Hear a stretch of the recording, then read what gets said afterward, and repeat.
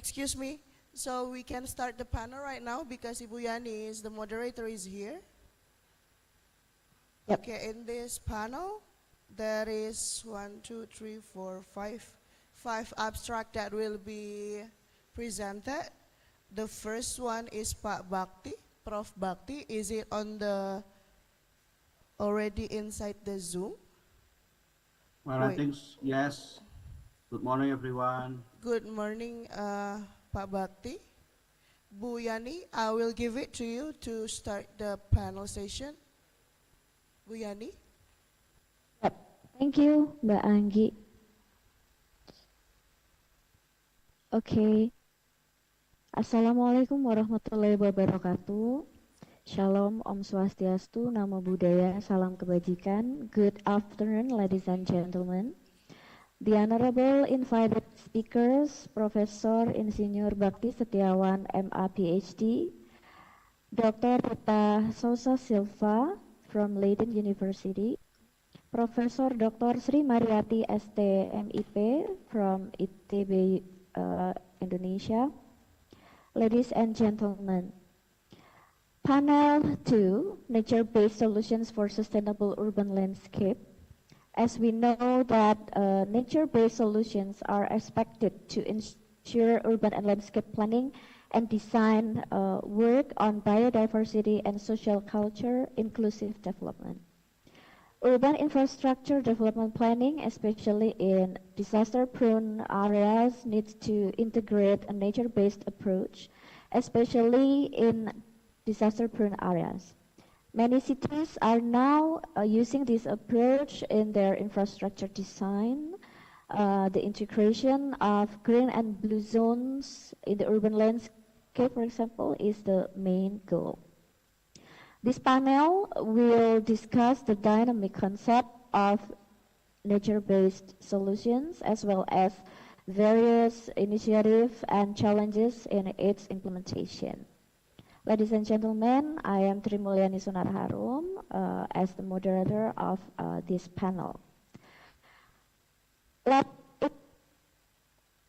Speakers. So as Mbak Anggi mentioned earlier, that this session, in this session we will have 5 presentations.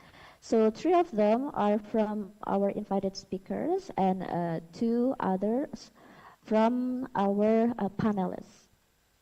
We will have 90 minutes for this session. So as we are starting late, so we will still have the 90 minutes, yeah, everyone. Let me introduce our invited speakers once again, and let me also say hi to them. First, Profesor Insinyur Bakti Setiawan, MA PhD, Pak Bobi. Hello, Pak Bobi. Hello. Yeah, Good thank you, afternoon, Pak Yani, Bobi. everyone. Good morning. Good morning. Thank you, Pak Bobi, for joining by online from Paris, Pak Bobi. And then we have also here Dr. Rita de Sousa Silva. Hello, Dr. Rita. How are you?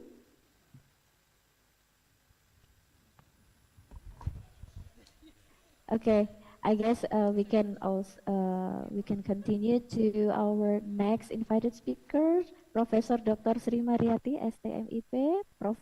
Sri Mariati, hello, good afternoon. How are you? Sorry, I couldn't join there. Yeah, everyone, and we will have presentations first, yeah, from our invited speakers. Then we will have a discussion sessions for about 20 minutes. From Basma Tania, Kuku Setio Prambudi, and Tutut Chusnia, and also the next one from Alex Lechner. All right, and we will have another discussion session afterwards, and closing statement from all of the panelists. Okay, ladies and gentlemen, without further ado, let me start. Pak Bobi, are you ready to start the presentation? I think so, yeah.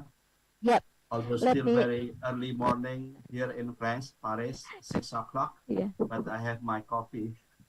Oh, Yeah. Thank you, Pak Bobi. Ladies and gentlemen, Prof. Bakti Setiawan or Prof. Bobi is a professor in Department of Architecture Engineering Universitas Gadjah Mada, Indonesia. Specialized in urban planning, urban and regional planning, built environment and design, environmental management, and also community development. Currently, Prof. Bakti Setiawan serves as the head of doctoral program of urban and regional planning at UGM, Universitas Gadjah Mada, as well as the president of Asian Planning School Association or APSA. Prof. Bobby, you will have around 10 minutes to present, I guess with me. Yeah, the time is yours. Thank you, Bu Yani. And again, as I mentioned before, very good morning, everyone from France. Now it's 6 o'clock in the morning here. It's quite interesting time now because I'm with Yani also. Yani is also in France with us. And we prepare actually the paper together. And since Yani have better connections, I will ask Yani to put as moderator, but at the same time also to present our paper. So thank you, Bu Yani, for this kind of opportunity. But ladies and gentlemen, that the topics that we like to present to you is a very simple one. Challenges and opportunity for implementing nature-based solution. And this is something that we learn a lot from participatory approach at the community level in Sleman, Indonesia. So it's not really theoretical things, yeah, but how to bring that the concept of nature-based solution into practice. And especially what we like to present and stress is the importance of participatory approach at the community level. In this case, for example, the community level, even at the lowest level of community, which is in our case at the dusun level, a group of community consists of only 40 to 60 households. Next, Bu Yani. Maaf, I should ask the moderators to help me to present the material. And we like to frame our presentation into 5 sub-themes. Very hopefully we can finish it in 8 to 10 minutes. First, of course, the context that we like to bring the lesson that we learned from Yogyakarta to IKN. And in this context, we are focusing or concern on the gaps, the possible gap between IKN and surrounding villages. The second subtopic that we like to present very briefly, of course, on the importance of introducing a broader idea of water-sensitive planning. In our case, because we have been working with German team in the past 3 years, using the title of polycentric urban water, meaning that we have to work collaborating with so many stakeholders. In that project or program, we are also introducing nature-based solution in Indonesia. So then, and the third point, we like to present also very briefly the case study, which is Sariharjo and Rajodani in Sleman Regency. Very interesting case in peri-urban area in which transforming from rural agricultural village into more urban patterns, life. And then we also like to present the whole process and progress of vision building at the community level, and that from that case we learn some lesson which can be shared with the IKN, especially the surrounding area of IKN. Next, Bu Yani. I think we like to start with our concern so far. That yes, so far we focus, provide a lot of attention, a lot of resources to the IKN. And this slide showing you that we are actually facing two kind of dichotomic planning approach in Indonesia. we know that IKN is really a planet city, the planet city. Based on master vision, we focus on end product. Invest within several years, we like to have very nice city, green city, smart city, forest city. In the case of the IKN, we learn as other new capital and other work driven by national leadership and resources, and focus more physical design by planners and architects. And at IKN, for example, the projection of future is very clear that we like to accommodate 1 to 2 million people. But we have to recognize in other Indonesian cities the process, the urban development process, the urbanization process, not really like what we are doing at IKN. Because we know that Indonesian urbanization, and as well as in developing countries, is characterized by organic, incremental, it's kind of ongoing process. Very inclusive, participatory, everyone can join in the development process. And somehow also creating a kind of mixed use, organic, but at the same time also informal, somehow also involving some illegality in the process. But this is something that we have to recognize. And while our concern is on the possible gap between IKM and surrounding villages, which so far we have we don't have really provide enough attention to our perspective on the surrounding village. So when we say about NBS in this case is trying to bring lesson from Yogyakarta into surrounding area, and hopefully in the future we like to collaborate with local government in the surrounding area on how to introduce the nature-based solution so that we somehow we can reduce the possible gap between the IKN, very clear urban city boundary, and the surrounding village with very much unclear, organic, incremental, ongoing process which involves somehow informality, illegality, if we are not really directing the development of that area, the gap will be happen in the future. Next, please.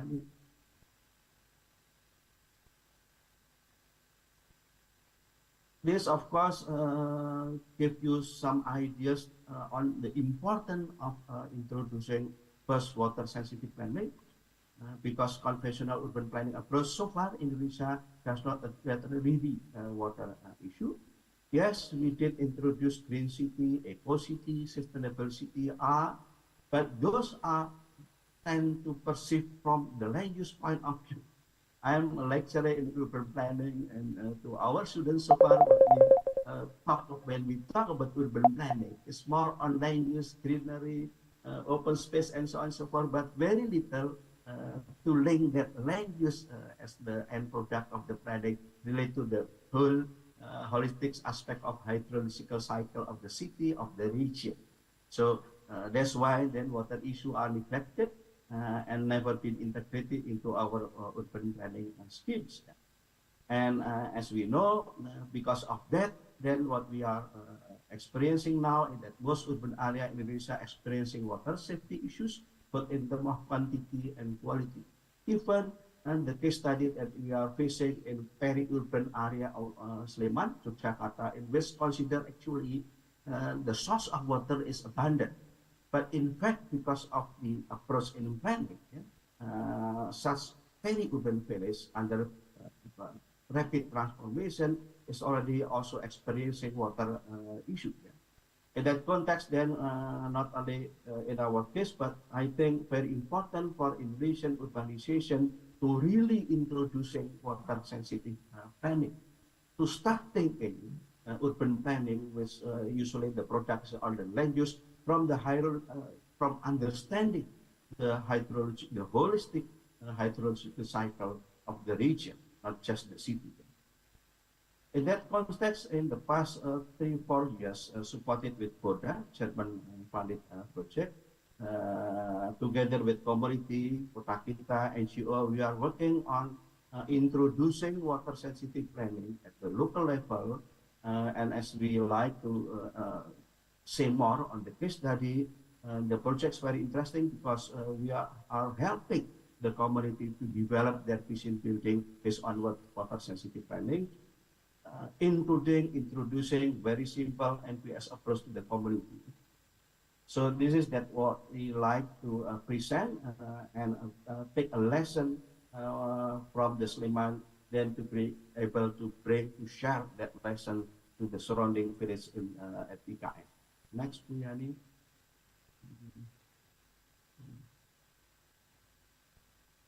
Maybe we are not having enough time to present the whole process of introducing NPS at the community level, but hopefully some slide later will show you.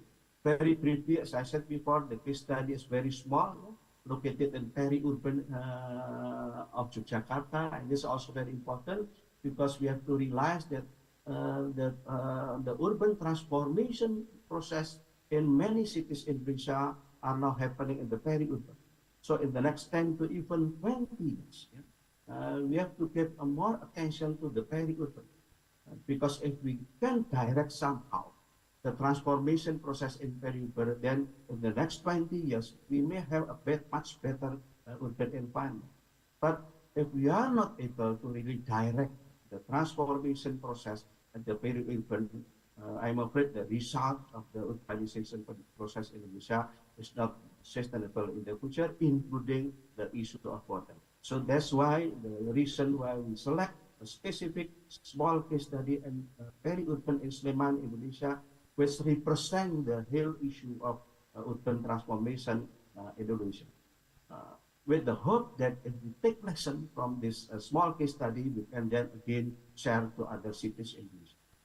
So the aim of the exercise at the community level is very simple, to help the community in facing building process, at the same time introducing the NPS approach into the vision building process. And in that context, we are working in 8 kind of aspects. The first one is land use planning settlement pattern, and then try to directly link those land use changing process of land use into water issue. So very simple that we can then introduce to the community and try to change their mindset. The land use process, land issue, settlement pattern will directly link to the water issue. Very simple approach. Next, this is the process which can be framed into 3 main phases. First, identify opportunity and challenge. Second one, identifying strategy and solution, including introducing nature-based solution at the community level, and then clarification, priority skills, and synchronization. The whole process are very interesting because we involve community through several FGD, discussion, seminar, as well as field work directly with the community. Through that kind of process, almost 1.5 year process, we are then able to help community to develop their vision building related to their community. Next, Bu Yani.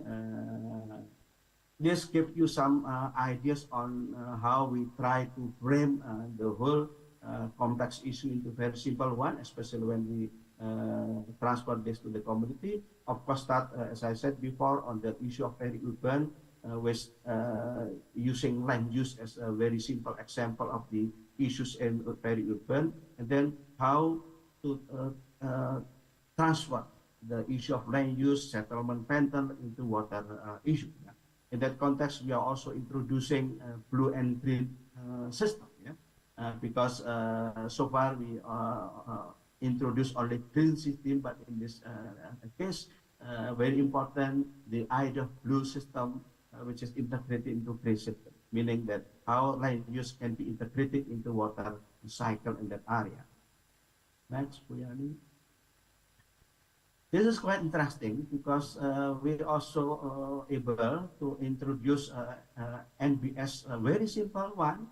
We select several, I guess, 12 or something from 30 something NBS, and we develop a simple card with little brief information and use that card, yeah, during FGD with community. So one by one, we tell the community that this option can be used to to that area in the context of water sensitive planning. So the lesson that we learn from simple card, yeah, with the maps, is that community are really eager, yeah, and very clearly understand NBS at the very simple one. So this is the whole process, as I said before, participatory one. But at the same time, we also try to link the participatory process to the formal statutory planning. In this context, the FDPM, because the area already have detailed planning, land use planning. So after helping community to develop their vision, then we try to help also the community to link their vision into the statutory planning. In this context, the RDPF, the detailed planning. In that context, then we agree on the several program and project implemented by the community and their area. Next, Puyani. This is the result. One of the result is what we call as vision building in the form of master plan.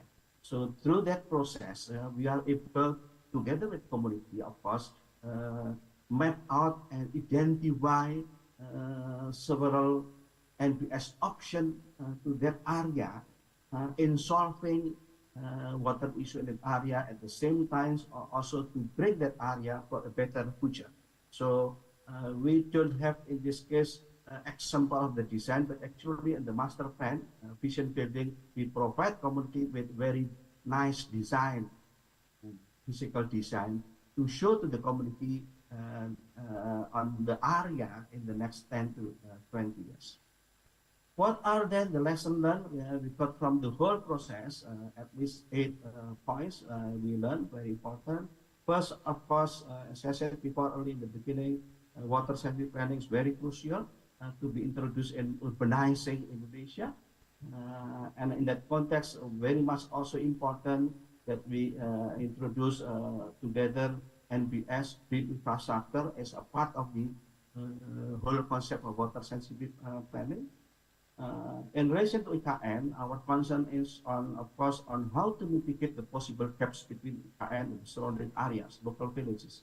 In that context, where perhaps the lesson from Sleman can be transferred into surrounding village at IKN. And BSS innovative approach should be grounded at the community level, because so far we are talking a lot on NPS at the theoretical level, but the key is how to transform into real practice at the community level. 5, the importance of changing mindset of the local. Yeah? And in that context, we learn the whole process on how to help community to understand that if they are doing business as usual, then the guarantee for sustainable transformation is not there. So we help community to have vision building, including also to believe that a better future can be built. Interesting as well that NPS something not so difficult to be understood by community, especially if we introducing them by very simple example, design, card, and inclusive dialogue. But we learned that actually community and the peri-urban are very capable, very fast in understanding the importance of NPS, and we agree on implementing NPS in their area. And of course, the importance of participatory process. In that context, we learned at least 3 important aspects for a successful participatory process: communication, local leadership. We are working very much with the local leaders, and of course, we government, university as intermediary agency to help community to develop their vision building.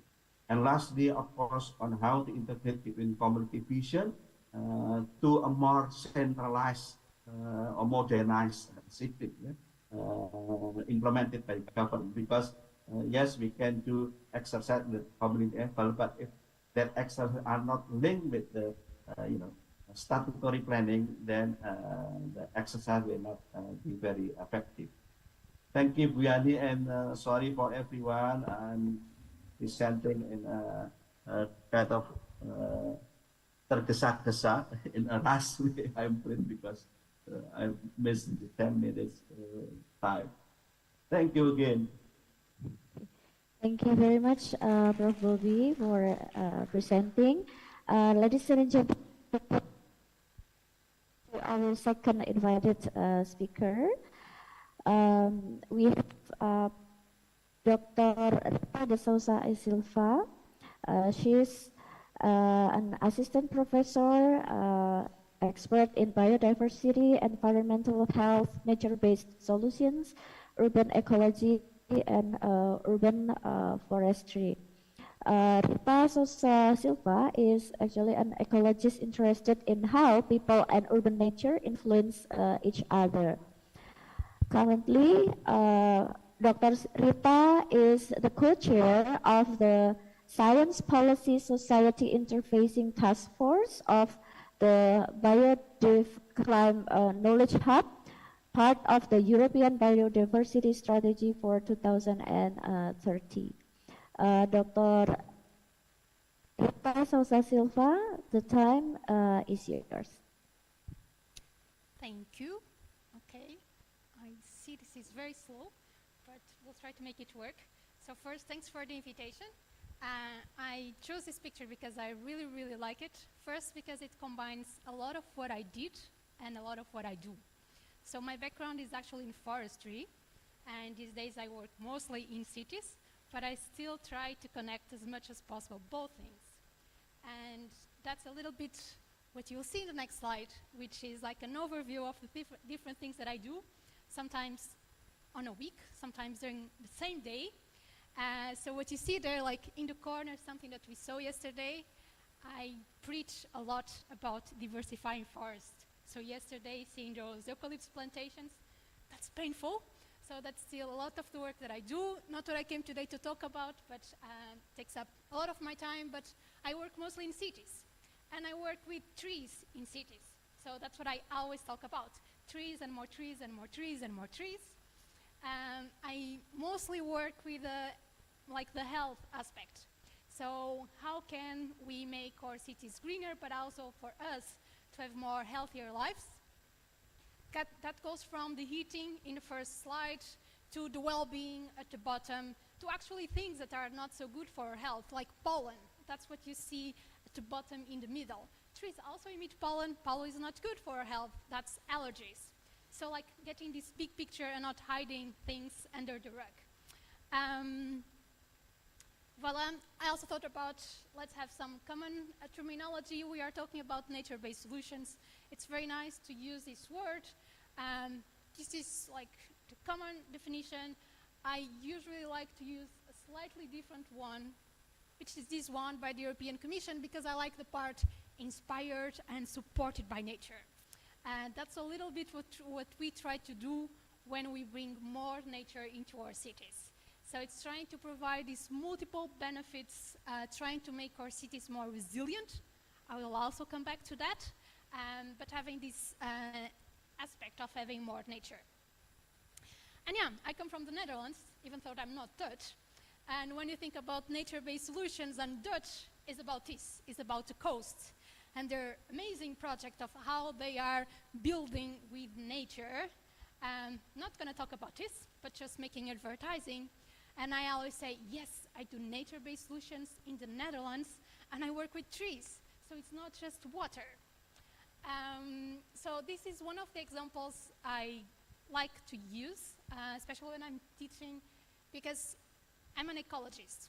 And it's a very nice example by landscape architects, not me, who actually combine a nice aspect of ecology and how we can make our cities better for us, but also taking into account the different needs of different species. So I don't have a pointer, but what you see on the top left of the audience is like an old forest of oaks. And when they make this new building, this is tax office and education office. And what you see is that they start planting oaks that goes in this gradient that over time will connect the old forest with the new forest. So there is also this transition. But you should also see, where are the cars there? Yes, Dutch people use bicycles all the time, but still, can you see the cars? Yeah, so there is a huge parking lot underground. So this usually works better with like North American like audience that are used to these huge parking lots in super mall. It's there. But on top of it, we built a green roof full of plants and biodiversity. It's things like the project is not only about plants, but also about flowers and butterflies and different insects. So you can actually combine all different aspects that people, so not only people that work there in this office, but also people from the city can go and enjoy the little different gardens around the building in the week, but also during the weekend. So it's a really nice combination of having more green into the cities that fulfill different needs. But not everything is perfect. So I also brought you one example that didn't work out that well. Here it sounds really, really nice. This is Amsterdam. So there's a huge sport complex, there's a swimming pool, and they build this nice green wall with this nice green roof. What happens is too large, too big, and most of the time this is just brown roof and brown.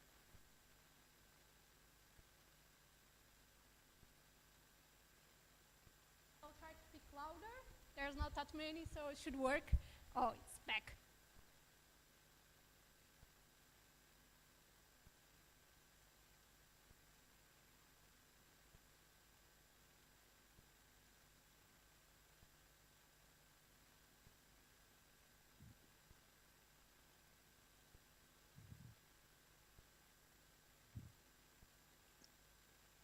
Excuse me, Dr. Silva, we are in the Zoom room. We cannot hear you clearly.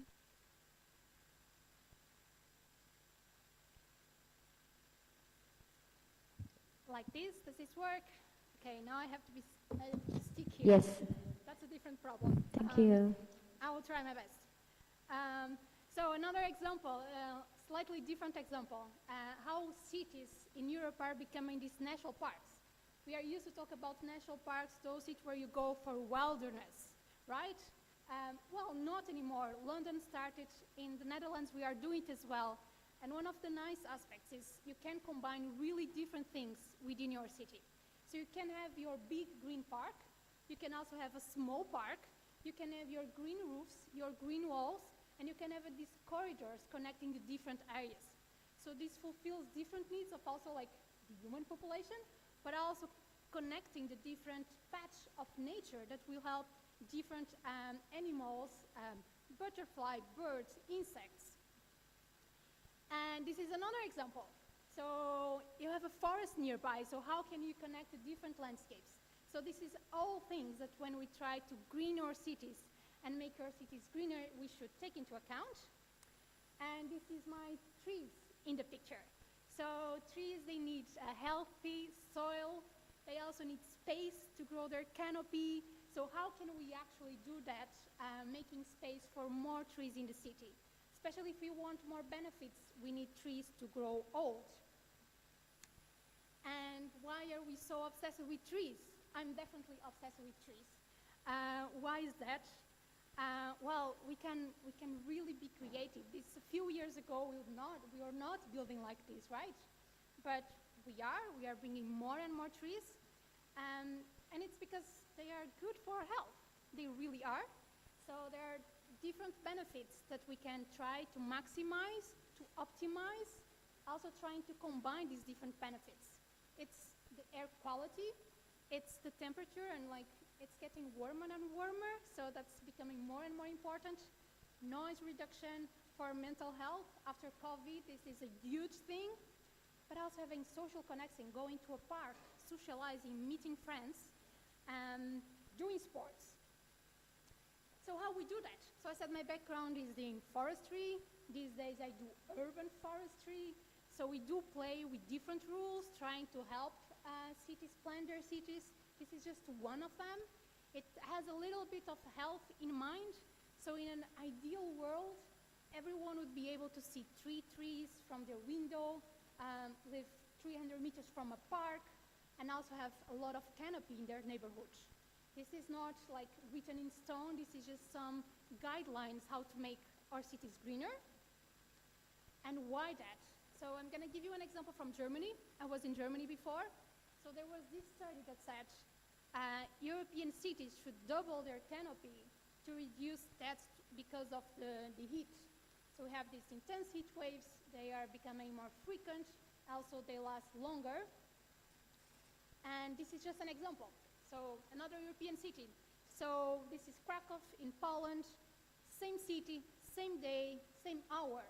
And you can clearly see the difference between two streets in terms of the temperature. And this is just to, again, reach for more trees.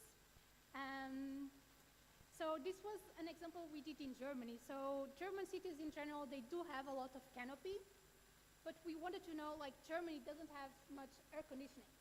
That's something you should know. Here, everywhere you have air conditioning, there not so much. So our question was about, do people use these green spaces as like a strategy to cope with it? And first we found out they really live close to green space. That's true. But they go from like 60% of people using green spaces on normal days to only 30% using green space in summer. So it's like we need to change something in people's mentality that they can still go for a walk in a park at the end of the day to cool down. So it's not just planting the trees, it's also communicate with people about the benefits of trees. And this is really nice to show to policymakers that people actually want more trees. So they support, we have like a long list of policies, like subsidizing air conditioning, like having solar panels, etc. And also like creating more parks and planting more street trees. And these were always the top two measures that people would support more because they don't see any drawbacks in doing this. What's wrong with that? Yes, so we should plant more. But there's something wrong with this picture. Any idea what? There's a lot of trees, but size? Yeah, below, okay, that's bad for, yeah, so there's not much space for water infiltration, etc. Something else? They all look the same. Yeah, that's kind of a problem, you know? So this is like my take-home message, trying to stick to time.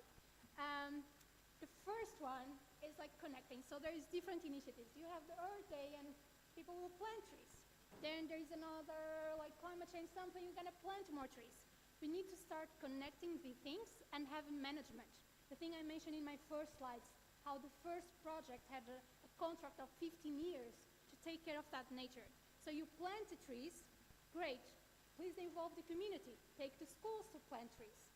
Children will be proud of their trees, but also make sure that there is some, there is also care for the trees. That you also involve the people understanding the benefits of trees and they will water them or take care of them. And the second one is we already have trees there. And all the trees are the trees that we need to protect in the first place because they do provide the most benefits. So the larger the tree, the larger the benefit.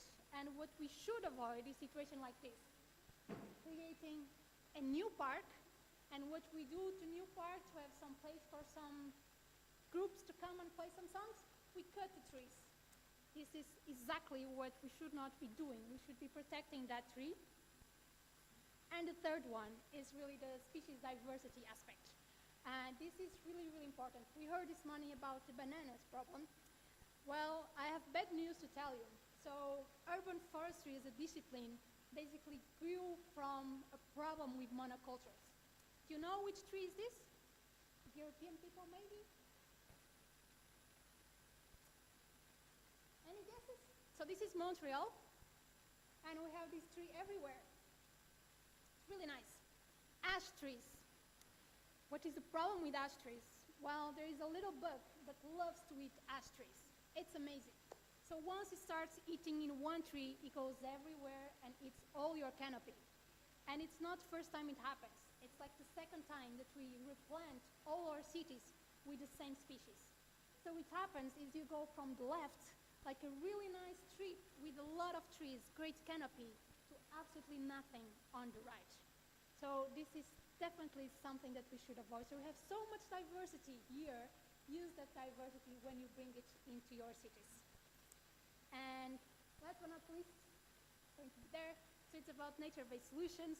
And if any of you are actually working with nature-based solutions, we are doing a survey about the difficulties of implementing nature-based solutions.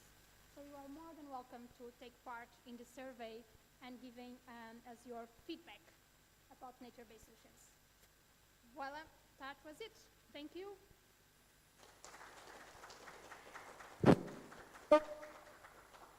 So far, it's very interesting. That we learn a lot from your presentation. That actually, by planting more trees and also looking at the different type of species of trees can also connect different landscape and also boosting the conservation of the biodiversity itself, and then increasing urban forest resilience and improving our health. Similarly with what has been highlighted by Prof. Bobby earlier from our first presentation, is that the involvement or participation from the community is very important to sustain the maintenance and also the implementation of nature-based solutions. Thank you once again, Dr. Silva. Okay, ladies and gentlemen, let's move to our third invited speaker, Professor Dr. Sri Mariati ST MIP. Professor Dr.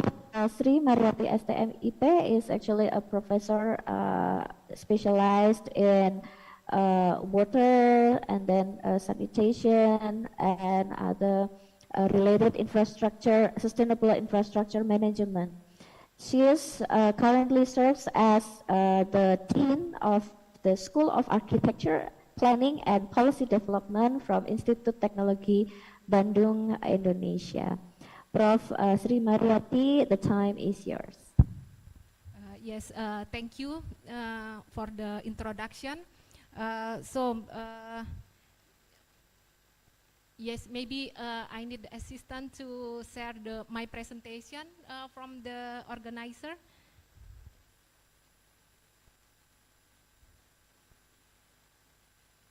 So if not, maybe I will try to share from here.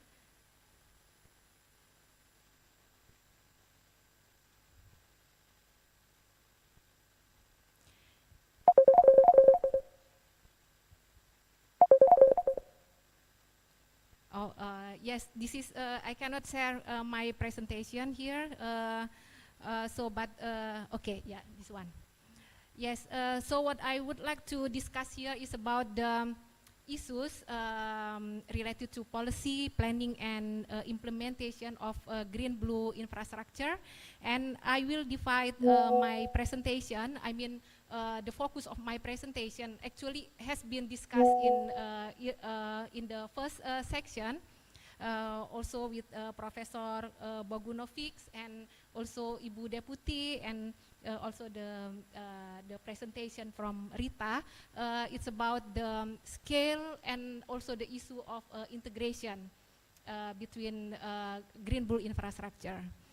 So I will start with the introduction, with the definition about green-blue infrastructure. So green-blue infrastructure is urban green spaces and naturalized water flow. So this is the combination. So if we talk about green-blue infrastructure, this is not only the water infrastructure or not only the urban green spaces, but this is the combination between urban green spaces and naturalized water flows.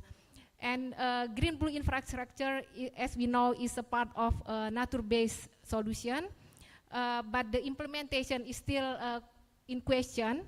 The implementation should be supported by strong policy and planning. And if we talk about the green-blue infrastructure, we can see that there are different scale, like local scale, city and regional scale, and also we cannot totally ignore the rule of gray infrastructure. So this is there is an issue to integrate this kind of infrastructure into policy and planning. So the goal of my presentation is to identify policy and planning issues, especially related to different scale and different type of green-blue infrastructure. And the method that we use here is I make a systematic literature review from Science Direct database with the keyword of green-blue infrastructure, planning and policy, and this is started from 2014. And then we also have a case study from Citarum watershed, Cisangkuy watershed of River Basin, and Cirebon and Yogyakarta. Next. Yes. So this is the result from systematic literature review. I found that there are many purposes of green-blue infrastructure development implementing in some countries in the world, but the majority have the purpose, or the purpose of the development is to overcome the flood risk or flood risk reduction, and then water management, and also for mitigating urban climate impact, and also urban head island. Of course, there are many benefit and the purpose like health, biodiversity, pollution, recreational, quality of life, also agriculture, sustainability, environmental justice, of course greening, and also one study also discuss about the ocean sprawl for the implementation of the green-blue infrastructure. And then based on the literature review, I found that the scale can be divided into household or local scale, such as rainwater harvesting, rooftop garden, rain garden, and so on, and also city scale like retention, detention, vegetated filter strip. Maybe Rita have discussed about these things, but from the literature review, this is very limited literature that discuss about regional scale green-blue infrastructure. And then the challenges or barrier for the implementation based on the literature review is can be divided into local scale and city scale, but there are some point that the same challenges and barrier between this scale. For local scale, the barrier is community engagement and participation, and then social and economic inequities. I think this is have to be discussed in terms of maybe in the Indonesian context, because we have very wide differences in social and economic condition of the community, and also scalability and replicability, because we sometimes also in Indonesia we make a small scale of green infrastructure and would like to extend to replicate in other area. And then public awareness and education. And then in the city scale, there are some barrier like integration with existing urban planning and governance system, and then of course funding and resource allocation, maintenance, as Rita also said, monitoring and evaluation, and then collaboration and coordination. And then there are some similarities between local scale and city scale in terms of barrier, such as technical and scientific challenges, and then policy and regulatory framework, and also innovative technologies. Yes, next slide. In the next slide, I will discuss about the issues in, no, back to the previous. Some issues in implementing green-blue infrastructure based on our case study in Citarum watershed, Cisangkuy sub-watershed. This is located in West Java province, and then in Bandung, Cirebon, and also Yogyakarta. and we also have some publication, I mean, for Citarum watershed and Cisangkuy sub watershed, and also in Bandung we have also have published, makes a publication.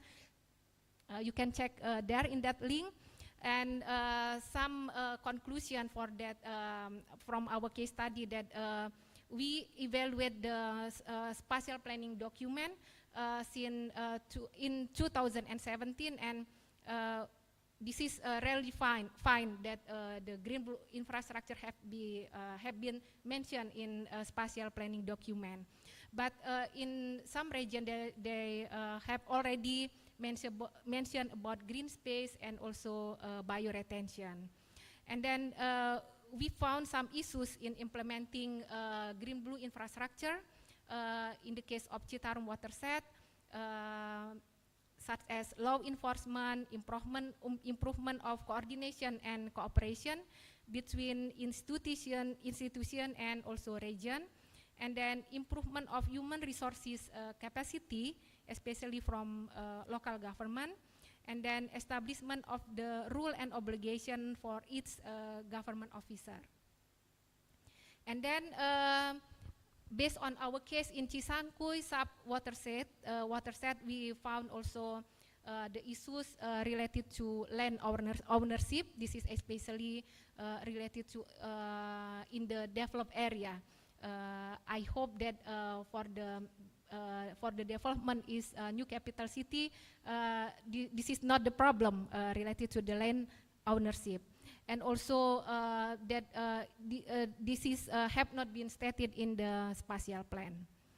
And then for our case in Bandung, we already found that the community have implementing urban farming. Yeah, so I think in Indonesia, green spaces and also urban farming have been implemented widely. But the limitation is related to income and also land availability, because we know that when we would like to implement these things, of course need money. Yeah? So if this is implementing in local scale, then the household have to provide money to implement these things. And then for Cirebon, also the problem related to land availability and land ownership, and also the issues related to gray and green infrastructure, because we cannot only depend on green infrastructure. We still need gray infrastructure. And then in Yogyakarta, actually we explore household-based green blue infrastructure initiative, but this is located in Daerah Istimewa Yogyakarta. So there are some one city and several regencies there that we explore, and then we focus on the sustainability of the program, and we found that the community has high dependency on government program. So if the program from government finish, then the activities also goes down or also finish. And then the community have to prepare about the knowledge about the benefit of green blue infrastructure to overcome disaster, because the community did not realize about the benefit of implementing green blue infrastructure to overcome disaster.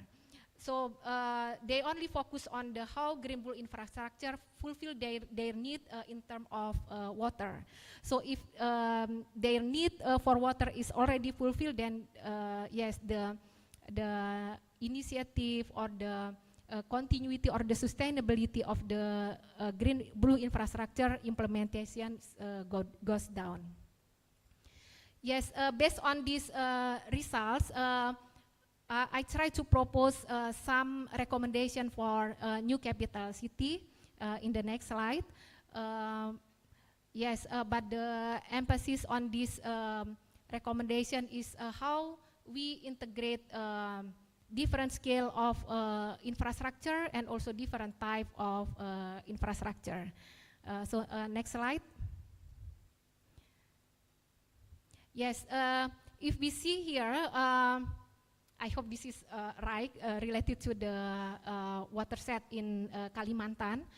We can see there that the new capital city is located in the downstream of the river basin, river basin of Mahakam. So we cannot only improve the condition in new capital city without also improving the condition in the upper region. So at least we have to initiate the coordination and collaboration in terms of watershed that where the new capital city is located.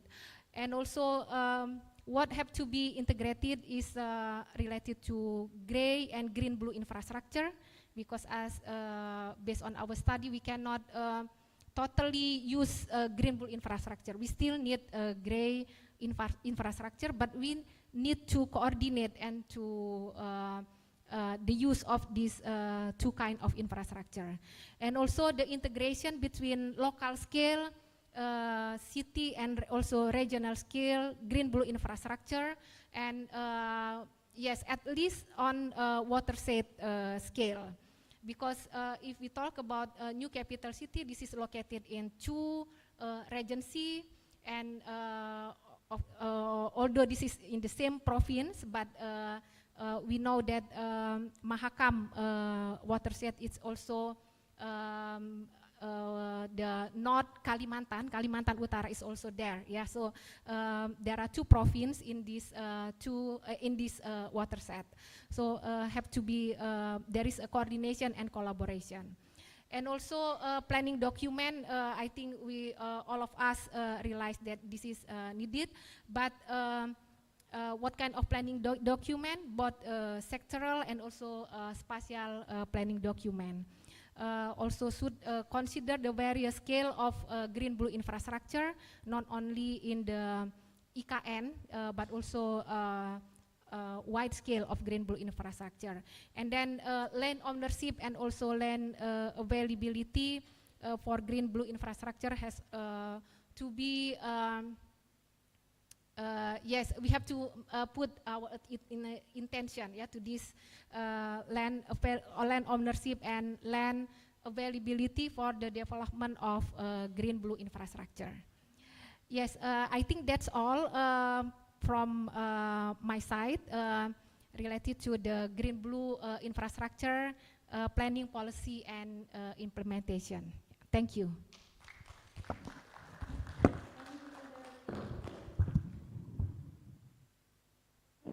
Your very interesting presentation. You highlight the importance of the integration between gray and green and blue, because especially in Indonesia we are still challenged by the implementation of nature-based solutions itself. And you also mentioned about the integration of the local, city, and the terms of policy and also plans with regard to the nature-based solution is also important. That's why the coordination and the collaboration is crucial as well. Thank you very much.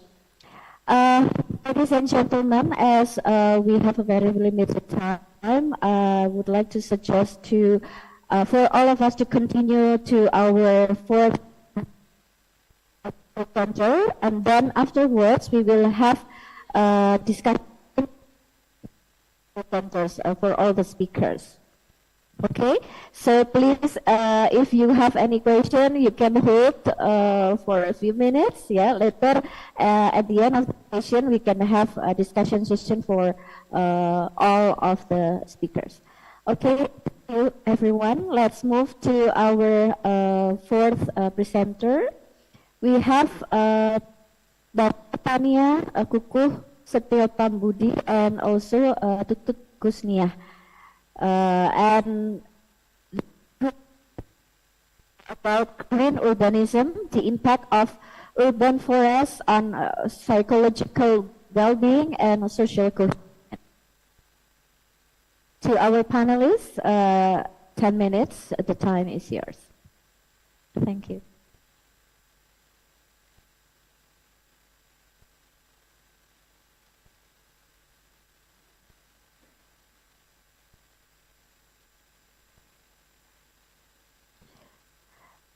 Are we still connected with the main, the operator? Can you please inform us?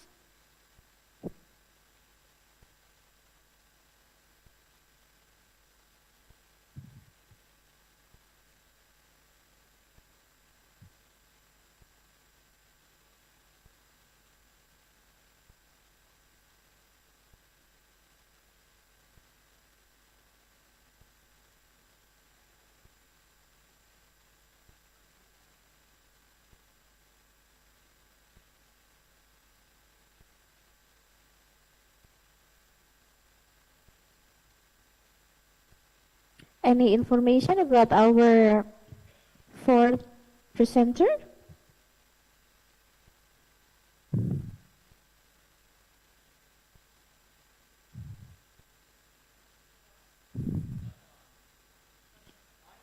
The fourth presenter?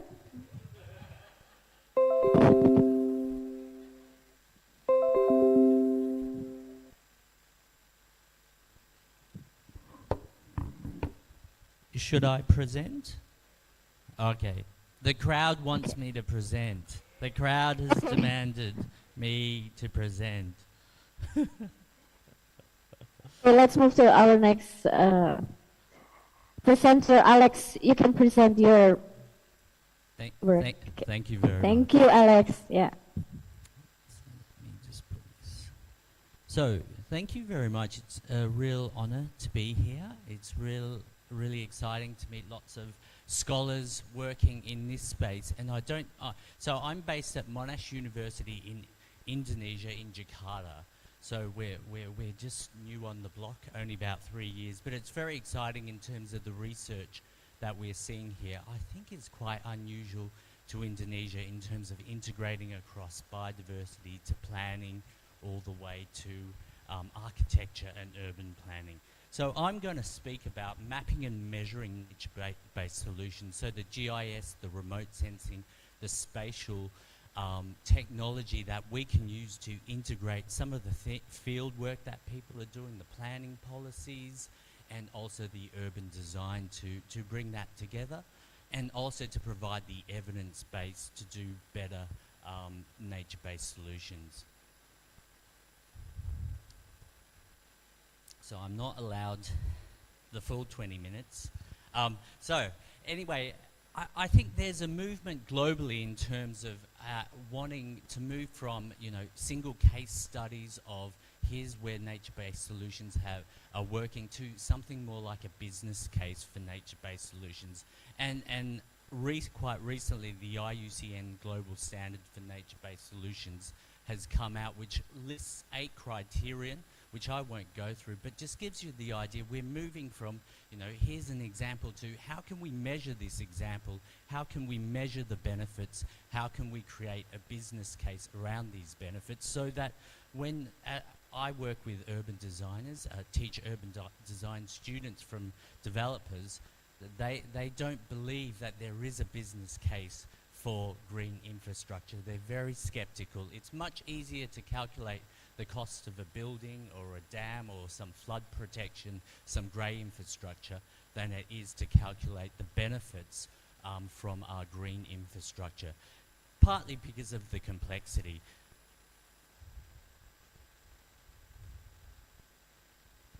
So one thing we really do need is a Southeast Asian and Indonesian perspective, a tropical perspective, a perspective for the global south, for an emerging economy such as Indonesia. And in this presentation, I'll describe what are some of the elements we should be mapping and measuring.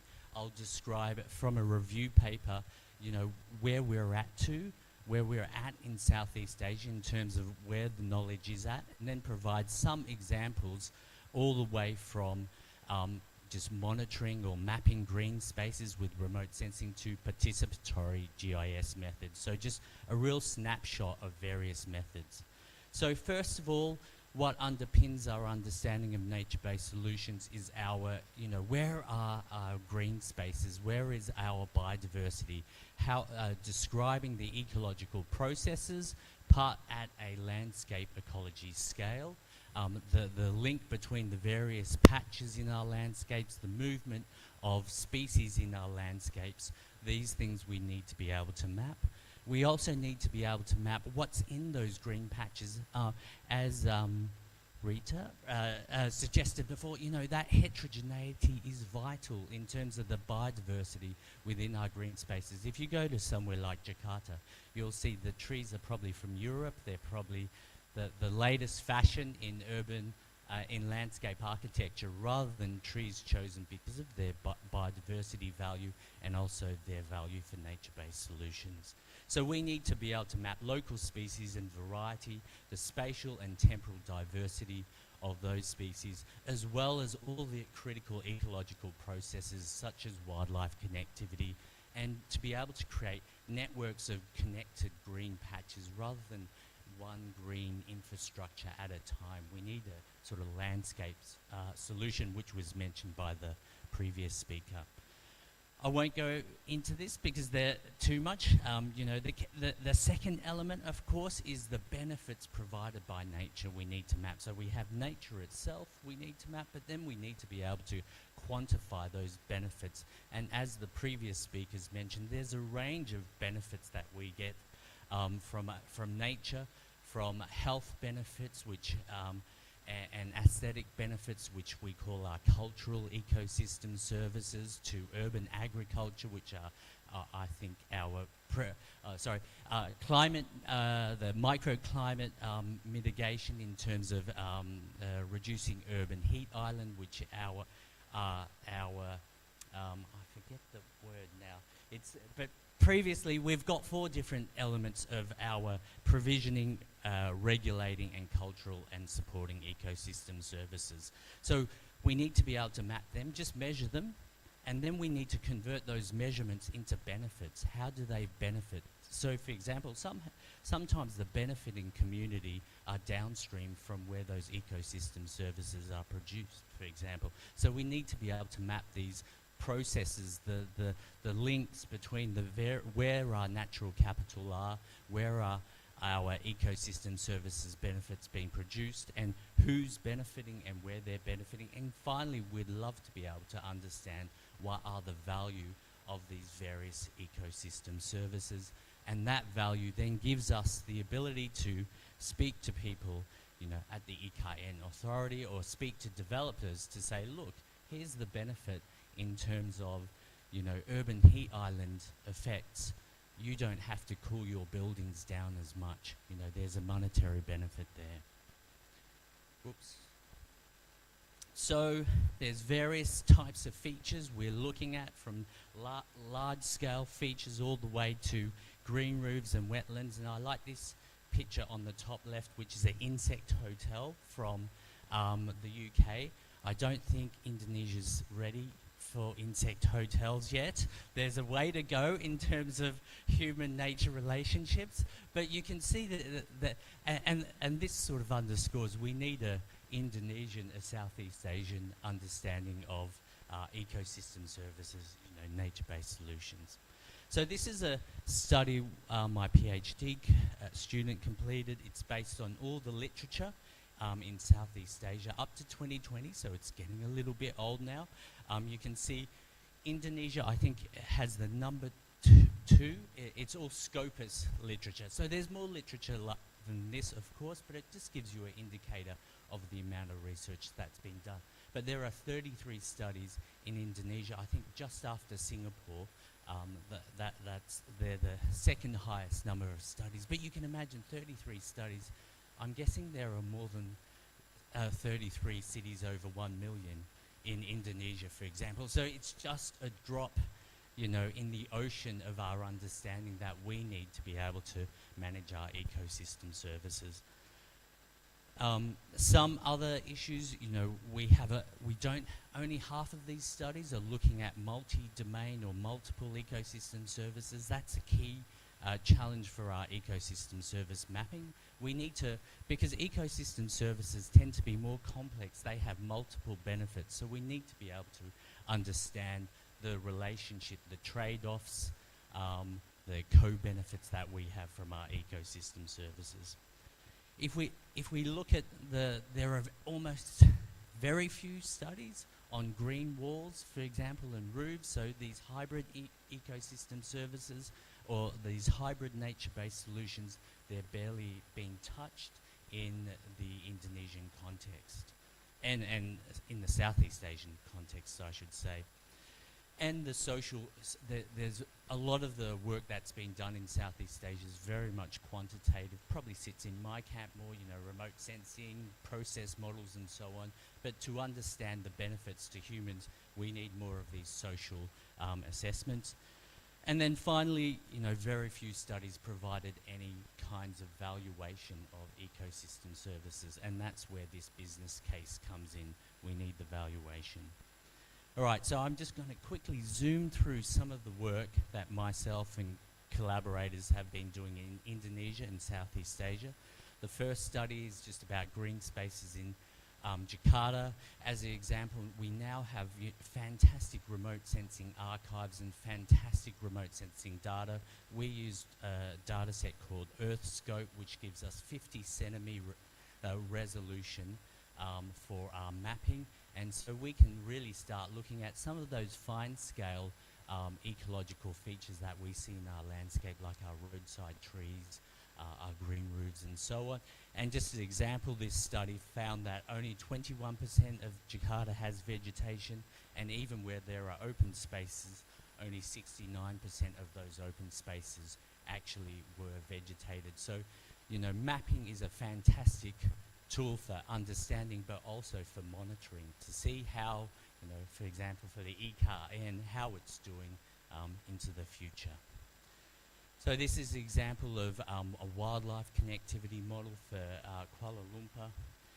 And what this model allows us to understand is how our networks of green spaces are connected ecologically. We can also use this to understand the networks of green space, how they're connected for walkers, for example.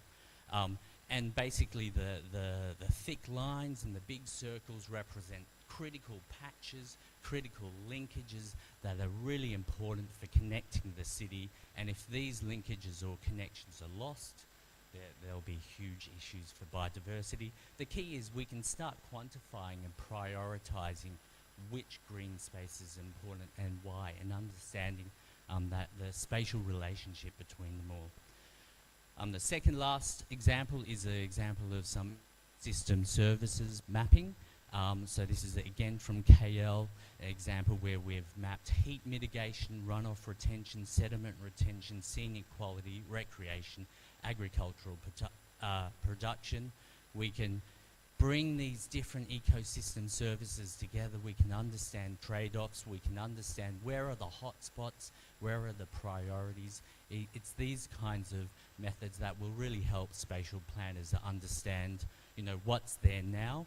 We can also, what we did is look towards the future and said, where would we revegetate, for example, to increase the provision of ecosystem services in the landscape. So the final element, I'm going all the way from the vegetation mapping to the valuation by people. So the last example is of public participatory GIS.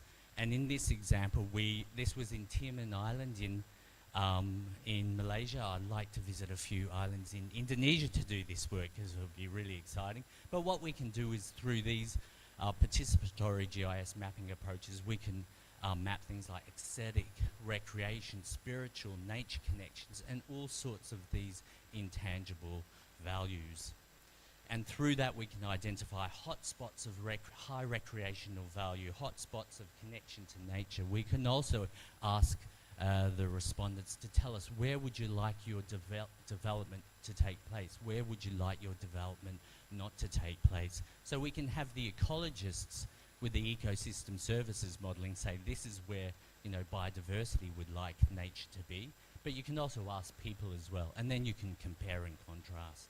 So I'm at the end. So there's some massive challenges in terms of filling knowledge gaps and awareness, especially in the Southeast Asian context. So I think this needs to be done in the field just as much as it needs to be done with our GIS analyses processes.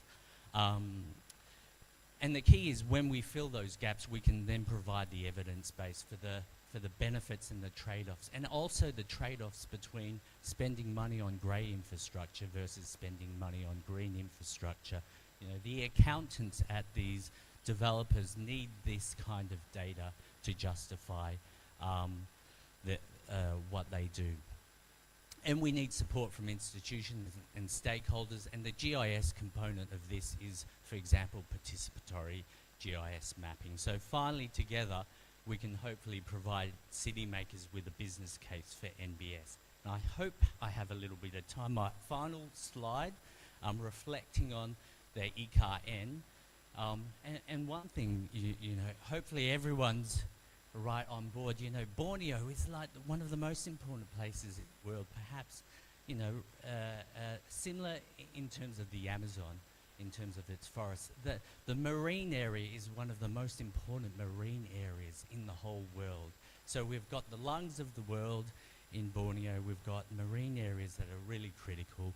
A few of the speakers have already mentioned that, and it was great to hear the EKN authority talk about, you know, this realization we've got to move beyond and look beyond the footprint of the EKN, because the likelihood in terms of development impacts will be massive when we start putting roads through the landscape. The great thing is, I think, you know, there's a great opportunity as well for EKN to be a demonstration case to, in terms of, you know, doing, you know, creating more green spaces and so forth, but also creating the data, the evidence base for other areas across Indonesia to implement, you know, nature-based solutions approaches. So thank you very much. Ooh. Thank you. And just some Thank you very much. If you want, we're running a workshop on urban biodiversity. You're all welcome to attend. Thank you.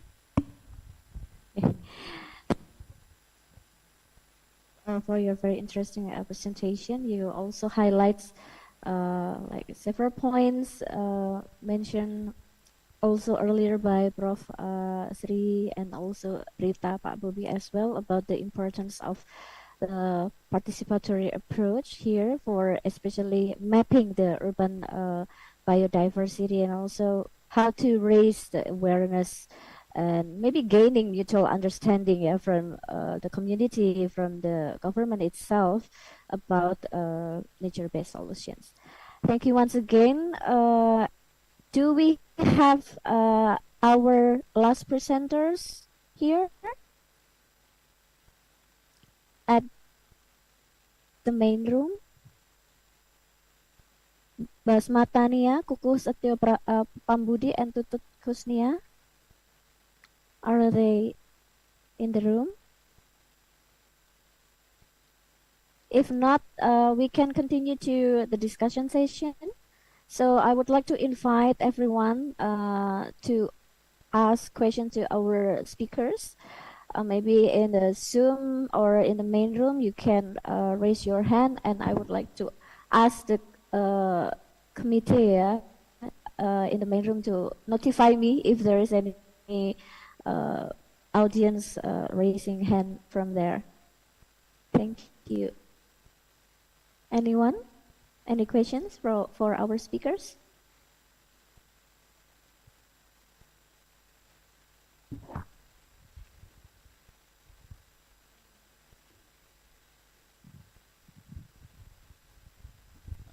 Thank you for the presentations, everyone. Also, my question is for Rita.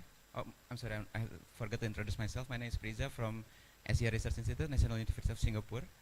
So, yeah, I heard about this problems lately in Europe, right? The Montreal trees and this I don't know, this bug from China. I heard that from.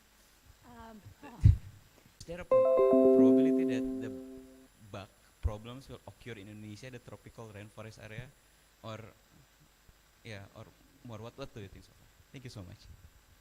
All very good questions. I'll try to answer all of them. So So both times it happened was with invasive species from Asia. It's not just in North America, it's in North America and Europe. Even the same, the ash species, for instance, the problem that we have in North America is different from the problem that we have in Europe. It's just the same species, it's basically doomed. What we should know is that, for instance, when I work in Montreal, the whole pool of 3 species in the whole Quebec, which is huge, is less than 100 species. The whole Quebec, it's huge. And only in the city of Montreal, we had about 400 species. The thing is, from these 400 species, 80% were from 5 genus. So basically, we just overplant the same species everywhere. Why do we do that? People are not just stupid. The reason we do that is because a few species are almost perfect. They don't have too deep roots, so they don't go too deep, don't damage the water pipes. They don't have too superficial roots, so they don't damage the streets. The canopy is perfect. They resist pollution. They resist heat. That's why we plant them, because they are perfect. We can plant them everywhere. But we should know better that that's not like a long-term solution, because this risk of new pests, new diseases, it's happening everywhere. Every time we replace one species with another, 10 years later, there is a problem. I was recently in Brazil, which has also this huge diversity of species, and I was so surprised. They still plant different species than we do, definitely, but still a very small pool of species for the exact same reasons. They also have their pool of species that work everywhere. They take it from Argentina, they take it from like the neighboring countries, and they plant it everywhere. So even when you have this amazing diversity of species to choose from, we end up kind of like doing the same mistake, like a long-term plan. So I would say that's really, really important. Of course, like even like aesthetics, it's so important that people accept the trees that sometimes you need to realize that, for instance, in Europe and North America, we don't want fruit trees because they drop, then come flies, then come mosquitoes, and people complain. But at the same time, people want fruit trees in some places, so you need to have this balance of which trees to plant, and just these monocrops, it's just not ideal. It may work for a few years, but it just means you will need to spend more money in a few years replacing all the trees because they will die. So even here, and I'm not a tropical ecologist, but this is such a common problem. It's a fungi, it's an insect, it happens, and with people traveling all over the world, it's going to be all insects coming here and destroying our forests. So it's doomed to happen, unfortunately. Thank you. Sorry?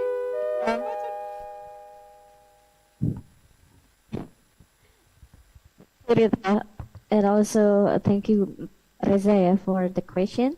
I would like to invite maybe 2 more questions, and I think we can collect the questions first, and then the speakers can also respond to that.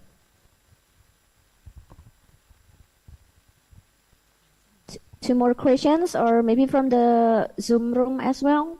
You Yes. can raise your hand if you want. Tes. Yep. My name is Timaimunah from Institut Yogyakarta. This is the very interesting information from all of panelists.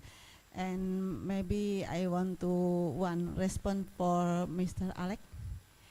Maybe we make the similar program with you, with Michigan State University for mapping and ecosystem services in Central Kalimantan and Aceh province, and I still to make some replication for this program until now in many location for conservation. Maybe only to respond. Thank you.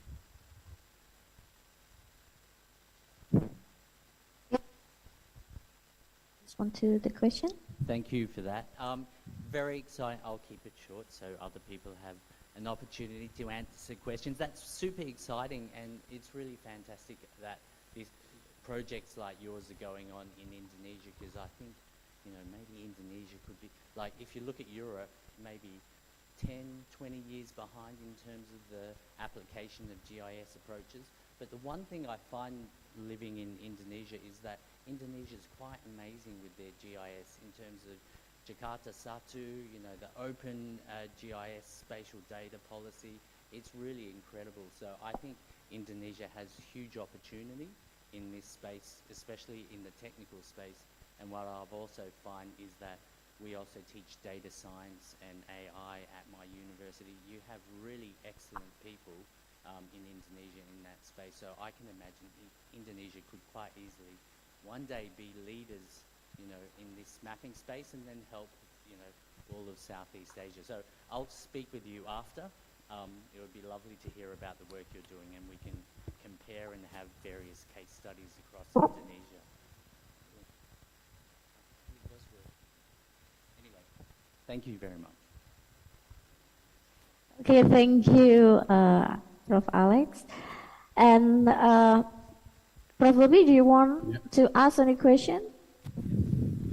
Yeah, not really question, but to Discuss. respond to the importance of ecological system services, and services. We are also having very interesting exercise at the very remote area of Rimba project in Sumatra, and we like to integrate the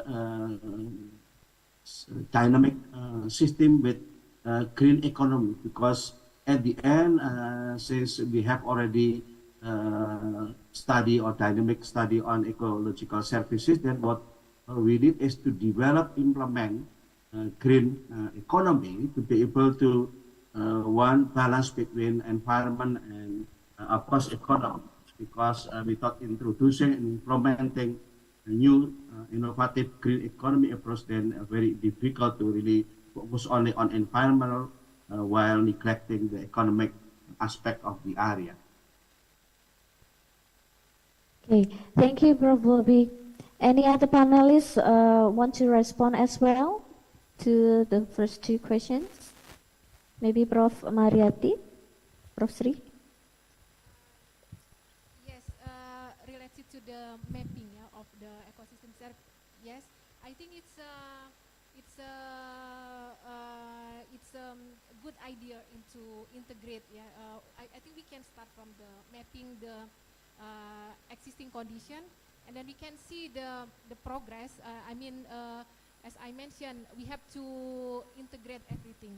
We cannot just say, of course, maybe we can start from from one location. But to make this integration, we need to map everything, not only the biodiversity, but also the water infrastructure, gray infrastructure, and then we can see from that.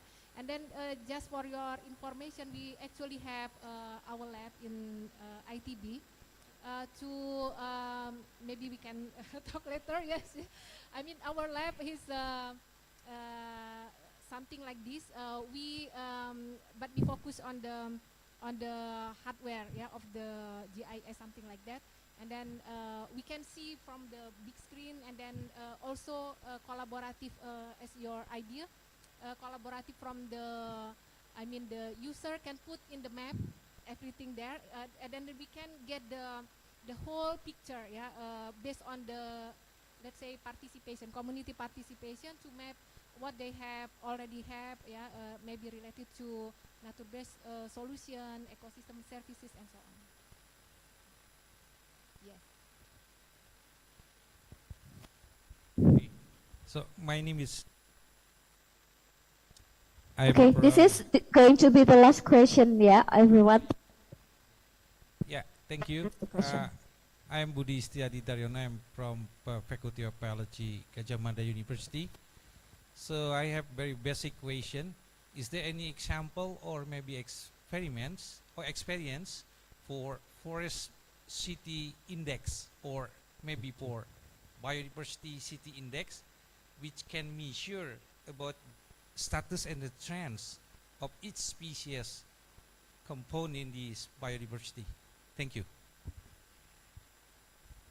Thank you very much. I guess Dr. Rita, you can respond to that question. Every time it's me, the microphone doesn't work.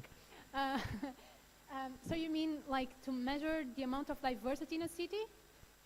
I mean, so in my studies, most of the time we just do the basic index, like Shannon index, sometimes the effective number of species.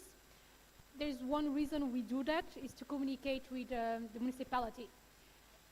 Like sometimes, like we work, for instance, we work quite a lot with functional traits. We try to go one step further and tell them it's not anymore enough to do species diversity. We have to start work with functional diversity. So we also start doing that and using functional diversity indices. It just takes a little bit more time choosing traits that they can understand and relate with a function, and then we calculate a score and try to relate that with species diversity. But most of the time, it's just Shannon index. I would not just go with species richness, because it's very easy for a city to say we have, like in Montreal, 400 species. Species richness, awesome. And then when we show them, but 80% is 5 genus, this is not good enough. So this is, if it's about communicating with a municipality, trying to make some change, that's what I've been using. Not sure, maybe someone has a better suggestion, but that's what we've been using. Thank you. Yeah, thank you.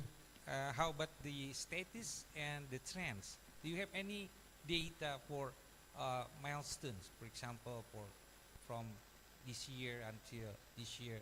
If you have data, you can also compare with about the status and the trend for the next future for this biodiversity or forest city. When you mean trends, you mean like the amount of canopy? Yes, and then the status. Yeah, so those are two very different things. How do I say this very shortly? There is a huge problem in terms of who has access to canopy.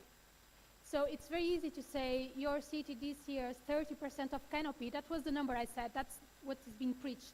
Cities should have 30%. Some cities can have 40% and still increase it. Other cities, they have 10%. And if the cities that have 10% can achieve 15%, this is much bigger than a city that already has 30%. So it's really important the baseline and then where they get from. The second thing is where they plant trees. Try to give you a very, very brief example. New York City and Los Angeles has this project, the 1 million trees. The New York City actually achieved this. They planted 1 million trees. Los Angeles did not. The difference was New York City plant trees in the neighborhoods that have more trees, because people were already like, yes, give me free trees, I will plant it in my backyard. There is a park, there's public space, I can plant a tree there. They achieve it. Los Angeles had a plan to, like this equity, like giving trees where people need them. So it took much longer to actually increase the canopy in these neighborhoods that have none. So it's not so straightforward. It really depends which goals you have. If it's just a number, I want 1 million trees planted, I want 30% of canopy, just go for it. If you want to distribute benefits, it's much more complex. And for the health status, that's something for lunch break. We can talk about that. Thank you very much. Pak Budi, I guess everyone, because we have a very limited time up for this session, so I'm happy that you are all there and you can continue. Sorry, there's one more. One more?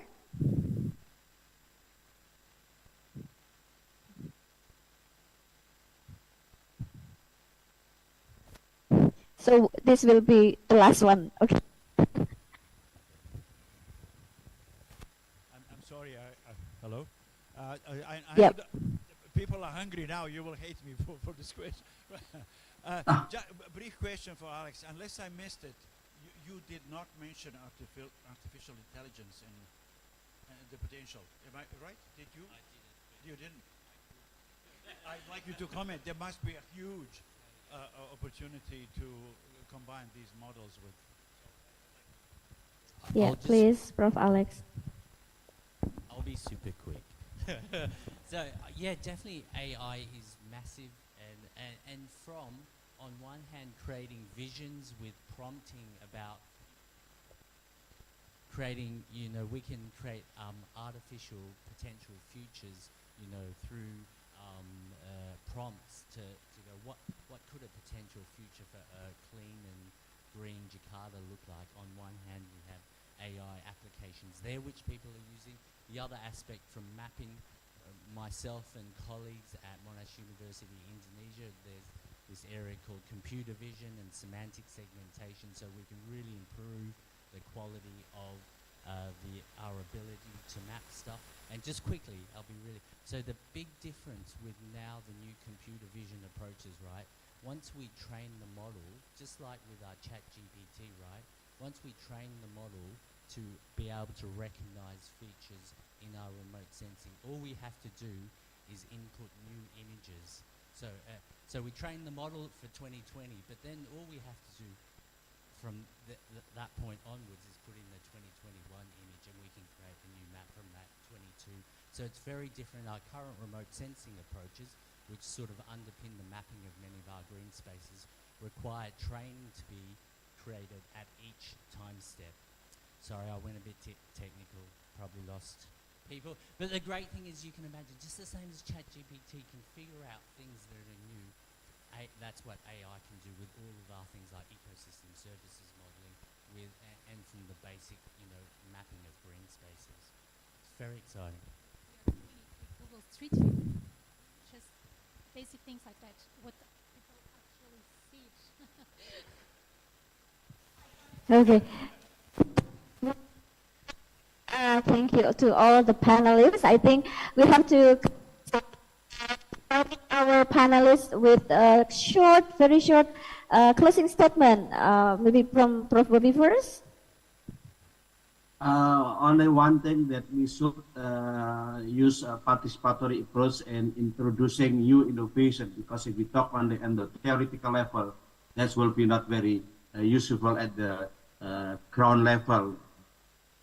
So yeah, that's my side. Prof. Bobby. Next, Dr. Rita, the closing statement.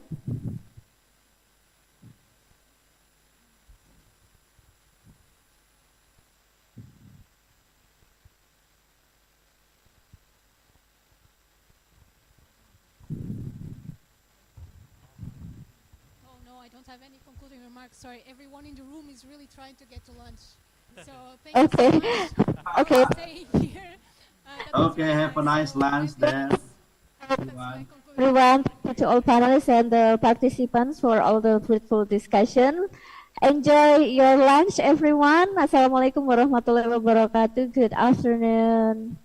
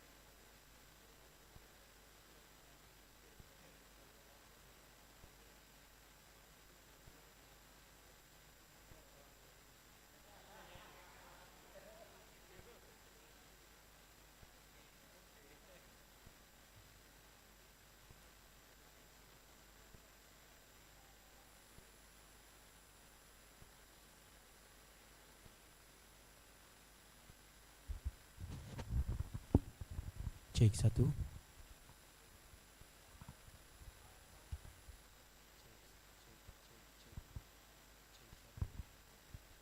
Cek satu cek.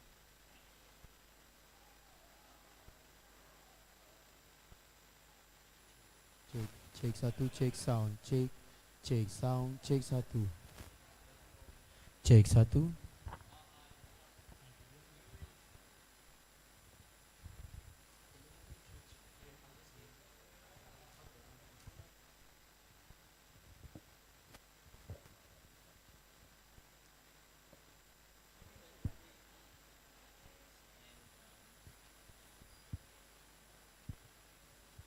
Cek sound.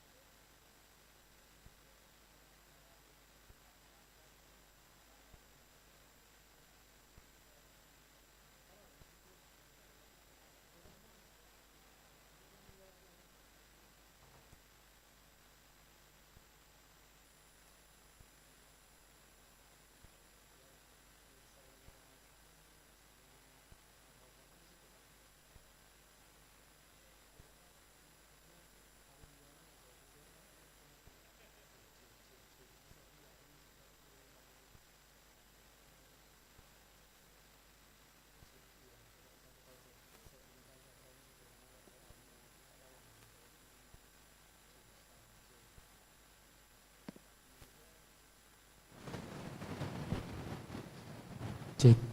Nah, cek. Oke.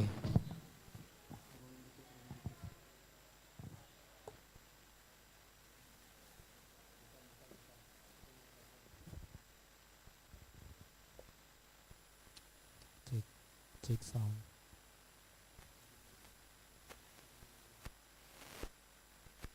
Cek itu cek sound. Cek. Cek satu. Oke.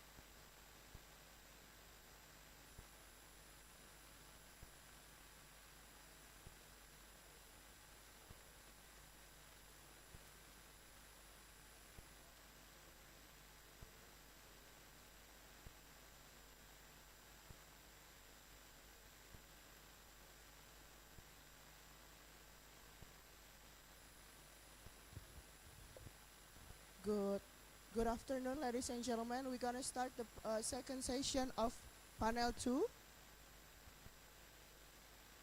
Good afternoon, ladies and gentlemen.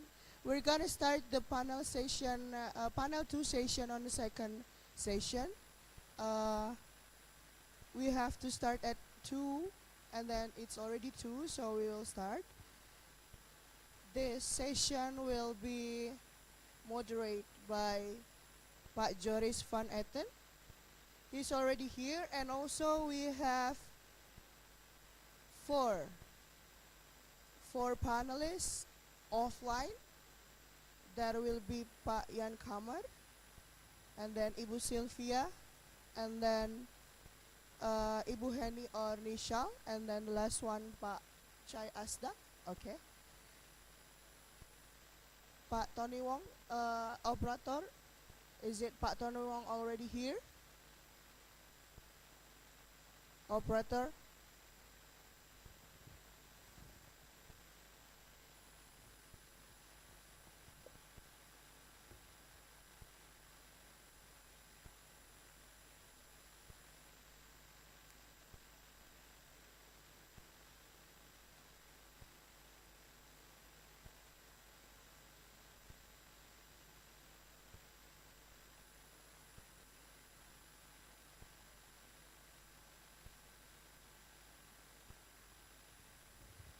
So to start this session, I would like to call Pak Joris to come forward, and then also the rest of panelists.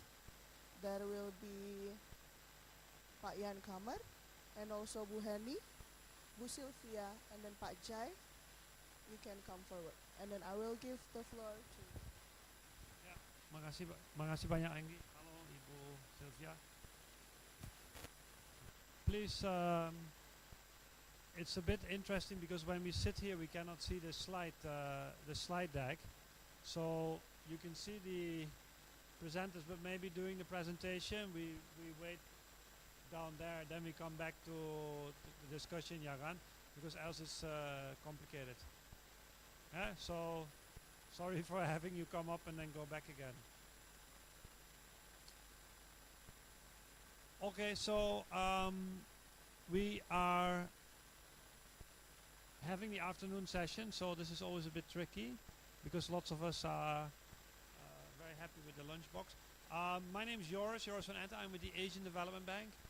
As ADB, we have been working for the past 2 years already with Nusantara Capital Authority, OIKN, providing technical assistance in 3 areas: around planning, around limiting impacts, as well as around identifying financing. It's a great pleasure for me to moderate this particular session because nature-based solutions is something which I think is really has great potential for the new capital, and it also has great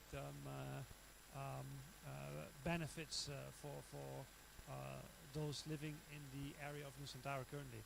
So we have indeed 4 presenters here. One is online, Pak Tony Wong, but I think we start with Jan. We start with Ibu Sylvia first to give the presentation. Silakan saja. So Ibu Sylvia, the Deputy for Infrastructure at the Nusantara Capital Authority. Silakan saja. Yeah, di mana aja Bu? I think this is quite informal. This morning was more formal. This afternoon I think is a bit more, and the thing is also we are in a very big meeting room here while nobody dares to sit in the middle. But anyway, silakan saja.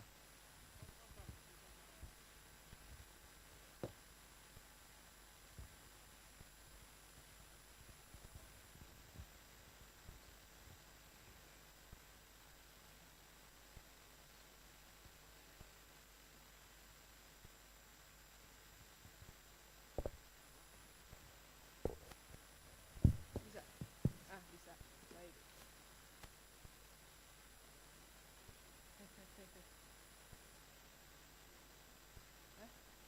Nggak apa, ini aja Mas, tangannya penuh. Alright, good afternoon everyone, ladies and gentlemen. truly an honor and grateful for this opportunity to share with you about how are we implementing, or we attempt to implement nature-based solutions in the developments of the new capital. Shall we just go straight to the first slide? Next.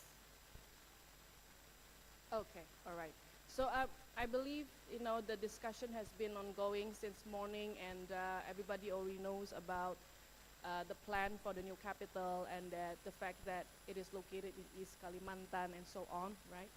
And perhaps I'll just use the opportunity to recap a little bit that one of the intention of the shift or the relocation of the new capital is to achieve an equitable economic developments for Indonesia, right? So that's why it is located right centrally in the middle of Indonesia, right?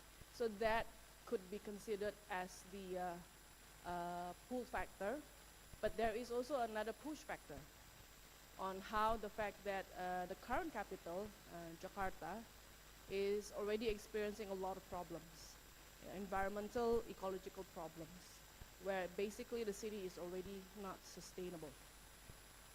Yeah, so we are making a lot of effort now already to the city, talking about how to address the traffic jam, how to address the recurring annual flood in the city, right?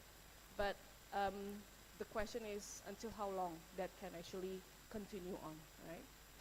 And so if we don't do anything about it, you know, we don't alleviate the load to the new capitals, you know, then we're probably gonna face a big problem to the country and to the new capital. So there is this necessity, I would say the push factor why we need to identify also the new capital. And of course, given this opportunity of building a new capital, building a new city from ground, from zero, right? We want to do better. We want to build better. And so for the developments or the building of the new capital, we set a very high standard. We have set ambitious, in fact, I will just use not just high standard, a very ambitious standard and targets, right? And basically what we are trying to achieve here is that we want to have a city that is climate resilient, that is sustainable, and therefore it will be a livable city, you know. And of course, a city that can actually help and support the agenda of the nations to achieve a net zero emissions by 2060, and therefore the new capital sets an ambitious target to be earlier achieving net zero emission by 2045. And the fact that it is going to be located in the middle of a forest, so we decide it has to be a forest city, right? And one of the key feature, and in fact maybe becoming the success factor for the new capital to achieve all those visions and targets, is that 65% of the new capital will be forests. And it will be achieved through an effort of reforestation, because the fact is the existing forest is actually a production forest. Yeah, and so in order for us to be able to achieve all those targets about climate resilience, about net zero emission, etc., we have to make that extra effort to convert these production forests to become a tropical forest, yeah, so that we can bring back the biodiversities and so on. So this is the new capital. Next slide. And therefore, it becomes inevitable that we have to talk about water in that process, right? Water as the source of life, but it also can be a source of disasters if we don't actually manage it properly. We don't know how to actually leverage on that, how to manage it well. And so for the new capital, bearing that in mind, has purposely and intentionally set water-sensitive city, or in our case we call it spawn city, as one of the main concepts in the city developments. Right? For sure, is because the fact that we are aiming to be a forest city, right? So our intentions or our hope is that with this, the adoptions of a water-sensitive city or spawn city concept, we can actually realize that reforestation plan that we have been talking about. And of course, being in the forest, and I think we also know there's this high risk about the forest fire. So these are one of the critical issues that we have to tackle as well. And then secondly, being a forest city is that we will expect the integrations of the green corridors and the blue corridors in the urban planning itself. Right? We aim to build with the nature. We want to adopt the local wisdoms in the development of the city, right? And therefore, we expect, to have this green corridor and blue corridors right in the middle of the urban areas. Right? And again, the intention is so that we can ensure a resilience and, of course, addressing the microclimate situations. I'm sure by now you already know how hot it is Kalimantan. So if we want to make it a livable city, we have to be able to address the microclimate situations. And of course, to ensure our commitment, we have put all this in the law, right? And to become our KPI, so that we are accountable to ensure that we actually achieve all these targets. Next slide.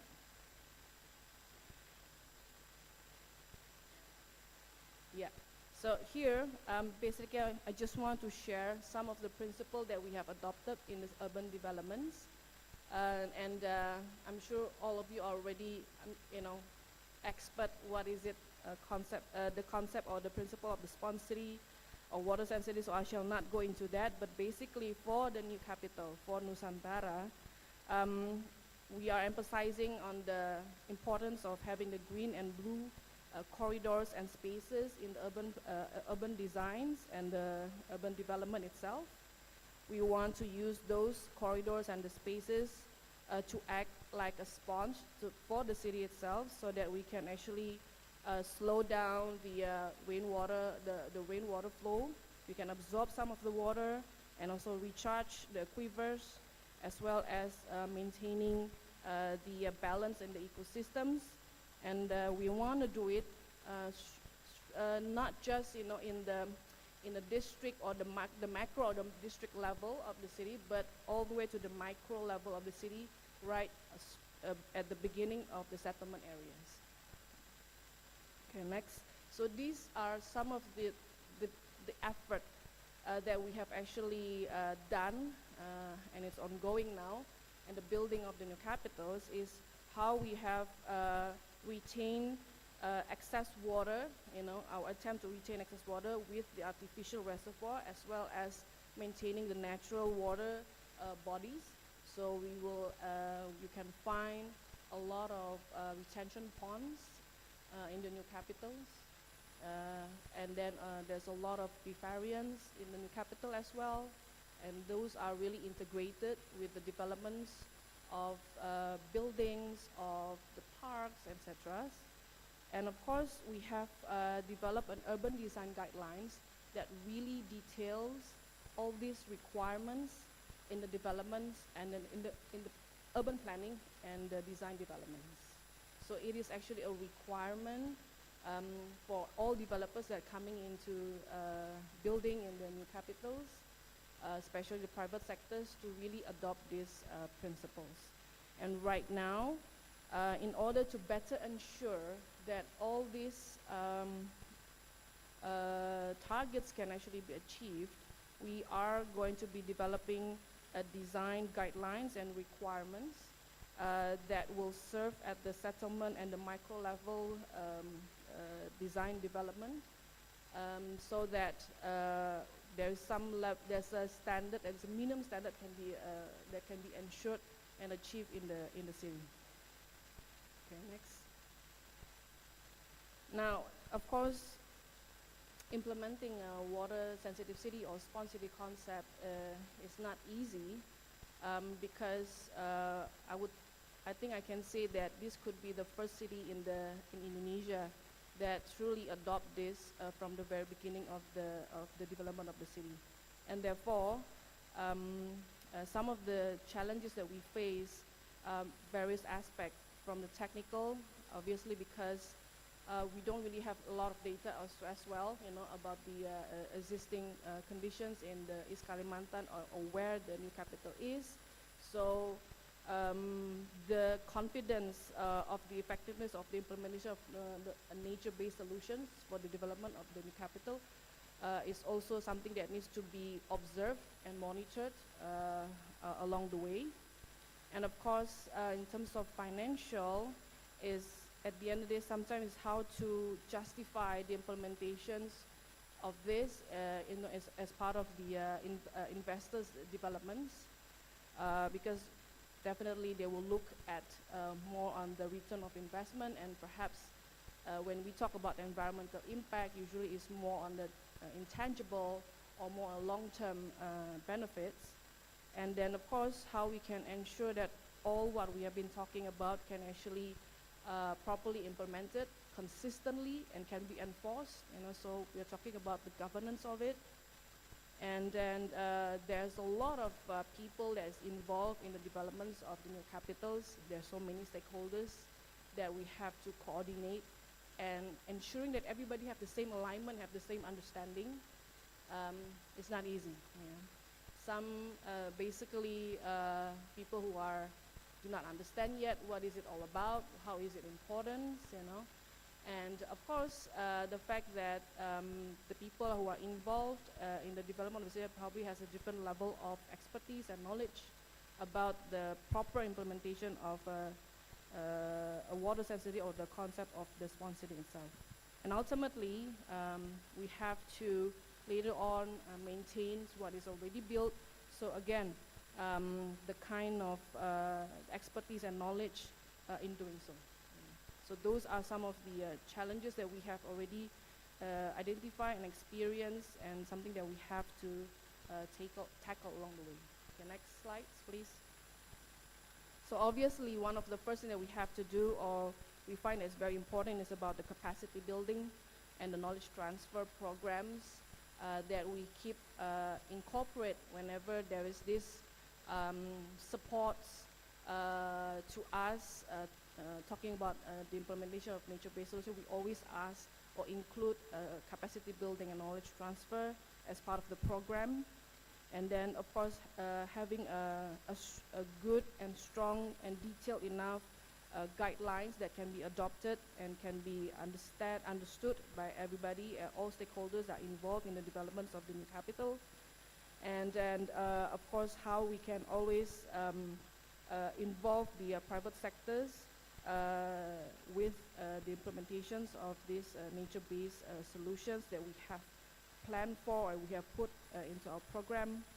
And of course also being able to perhaps do pilot projects to demonstrate that it actually works, that it actually brings benefit, because at the end of the day, seeing is believing, right? So these are some of the efforts that currently we are doing, so that we can actually start to see how these nature-based solutions of water sensitivity can actually be implemented and be realized in new capital. So I'll end my session with that, and I really look forward to the discussion afterwards. Thank you so much. Yeah, thank you very much, Ibu Sylvia. It's much appreciated. Painting the bigger picture. I think now is Ibu. Now I lost the name. Sorry. Yes, all of a sudden I have this.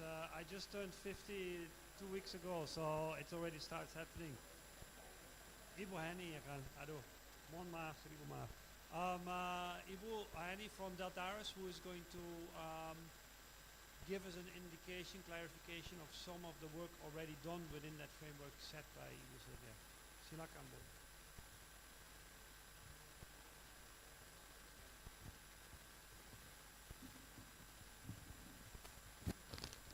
that's indication this is the hard time after lunch. Good afternoon, everybody. First of all, I would like to thanks to the committee to giving me the opportunity to standing here. Also, secondly, in the preparation, I got support from Nishal. Thank you, Nishal. So the name is should be the two of us, but this is not enough for the person. Then I take a lead. Yes, the title is not hard, but soft, but will be hardly implemented. Next slide, please.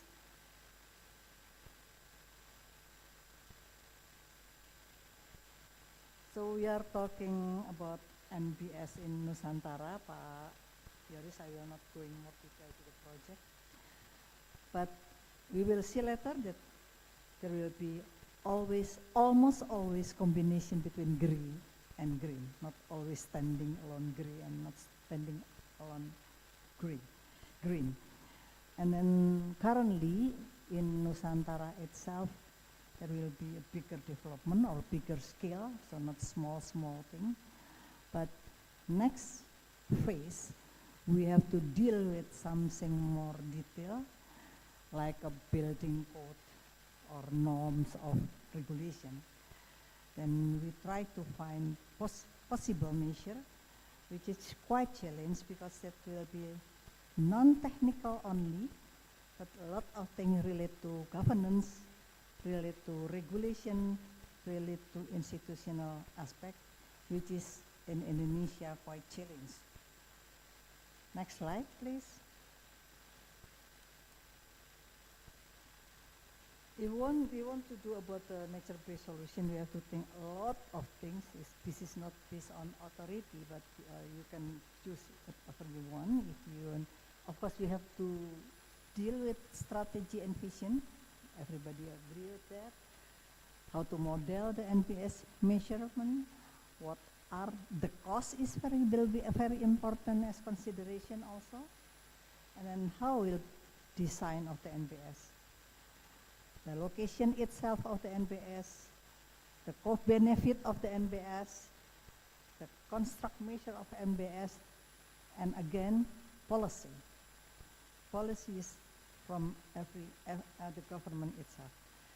And then how to combine with the green. From the beginning, we are talking about the green and green. So hopefully, the NBS people always want to attach to the green one to give an indication or to discuss that they want to come gray and green together. And then how to maintain the NBS measures. So maintenance is also become more challenged than construction. The nice story of, next slide please. So the nice story of NBS actually when I was child, in my grandma or grandpa house, many times I found that there is a bamboo with kind like that, and then it stopped the soil, but the water go in a bit. So it's from the era of my grandpa. So it's a lot of local wisdom. Growing in every area in Indonesia, I think you can find it. But the name now will be called as NBS because that's the new term of the non-technical things. But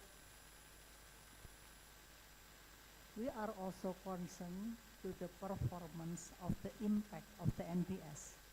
So some maybe it's easy to see the impact or the performance, but some maybe it's not easy. But that will be our challenge also for us. And then also the different of planning horizon, the natural system takes to develop, I think, more than the gray one. So always takes time to grow the plants compared with build a dike. The cost also, and then we are also talking about the benefits. Who are the beneficiaries? Next slide, please. dealing with barriers. First of all, limited collaborative governments. From this morning, we heard a lot of word of collaborative or coordination or something like that. So Ibu Mirna also mentioned that will be not easy in the EKN itself surrounding. They have provinces of East Kalimantan, they have 2 regencies, they have basin authority, they have BPDAS authority. There's a lot of things have to deal with them. They have to talk, they have to discuss. And then knowledge and data awareness. For Indonesia, data also will be very challenged. Maybe data from this institution will be not same with the other institution. So we have to deal with a lot of things related to calibration or screening. And then till now, for the NBS itself, the private sector is low presenting. We can push them, we cannot push them to involve, but we try to involve them from the beginning to involve in nature-based solution. This is also interesting process to come together with them. And then the citizen engagement, that's also including the involvement of the community, especially in the term of raising and the awareness. And then the competition between urban and rural and space itself. We need a lot of space for water, but due to rapidly growing of population, we also need the urban area. Then the two of them has to make communication to deal with. And then here are the act as a planning of spatial planning and water resources planning. They have to sit together to deal with which one protect for water and which one that's can be open for rural, urban. The policy development also for implementation and enforcement also will be very interesting. We have regulation, we have policy, but it's not always easy to implement the regulation due to the situation of enforcement itself. And then insufficient of public sources, including the maintenance. So construction also always more easy than maintenance. So we have to be aware about this. I think all of that story given a picture for dealing with challenge and barrier for nature-based solution. Thank you.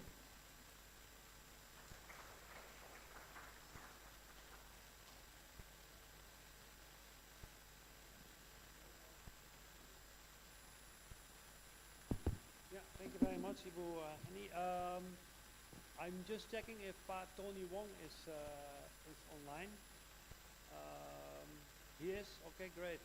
Tony, can you hear us, and can you indeed make yourself known on the Zoom link, which we then will see you on the screen? Yes, Pak Joris, selamat siang. I am here, ready. Selamat siang, Pak. I had hoped to see you here in person. You were in Indonesia just last week, I think, yeah? Or are you still here? I'm not sure, but good to see you at least online. Indeed, so Tony Wong is with Monash University. He will introduce himself a bit more.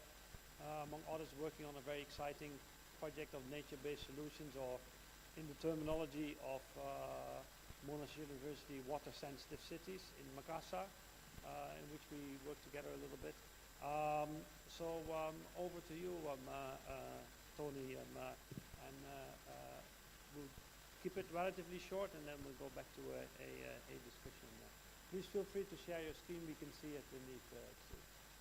It's very clear. Please go ahead. Thank you very much. Selamat siang, everyone, and I'm delighted to be able to present here, and I regret that I'm not able to visit Nusantara. I look forward to perhaps having that opportunity in future. we've heard from Bu Sylvia and Bu Henny about the importance of nature-based solutions and their integration into the urban form. And I'd like to sort of build on that and take this opportunity to, in fact, talk about some historical development of nature-based solution and how it has become mainstream. As mentioned by Bu Henny, some of the work that we do in nature-based solutions are in fact local knowledge that's been developed for many years. But nevertheless, in 2018, when the United Nations really identify and acknowledge that nature-based solutions are in fact infrastructure, has really changed and allowed us to mainstream the adoption of nature-based solutions into urban form and to be able to plan for it as an infrastructure, as part of an essential part of city building, as you can see from this extract from this pretty important report that was issued in 2018. In the same report, in the executive summary, I really want to highlight this the notion that even in the developed cities of the world, there is a need for us to rethink the way infrastructure is being delivered and the incorporation of nature-based solutions into hybrid infrastructure, the combination of gray and nature-based that offers this innovative solution that embed the perspective of ecosystem services. And I really want to spend a bit of time talking about what is meant here by ecosystem services and how do we harness that in the way that we develop our cities. And perhaps the best way is again to use that report and use this diagram to actually talk about ecosystem services and the different disciplines and practices that we have been doing for many, many years now, well before we even think about nature-based solution as a concept. And they are really a combination of the work we do in nature conservation, the work we do in restoration, nature rehabilitation, and ultimately biomimicry.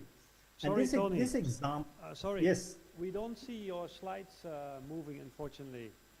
We think this is all still a very long introduction before it really gets It is. going. But I assume that see you my have some slide? slides you want to present. Yes, can you see my slide? We only see the opening slide, and then on the left-hand side we see the... Okay. Yeah, now it's moving, yeah. Thank you very much. I'll try again. Well, I am currently on this slide. Can you see this ecosystem service slide? Yes. Maybe you do And can full you screen, see- please? Could you do full screen? I have done full screen. This is a PDF. No. Okay. You make it Let as me- you need to let present me- it as slideshow. I have done that too. So let me stop share and I'll share it again and see if we can do it again this time.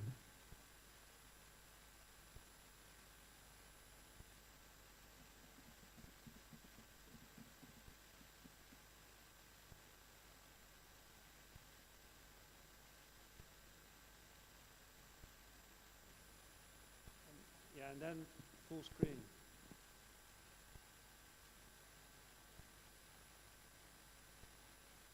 Is it full screen now? Marcy Bloom. Can you see it as full screen? You can't. Okay, look, I am really sorry, but you can't see my full screen, so I might have to just do this. Yeah, it's all Okay. right. Yeah, go ahead. Yeah, thank you All very right. much. So I'm on this screen that really talks about the role of conservation and restoration, which is often part of nature-based solutions that are geared towards looking at what we can do for reforestation, conservation of natural wetland systems, and so on. But there is a, let me just try this again, because there's so much animation that goes on in here. Can you see my full screen now? Yes. Okay.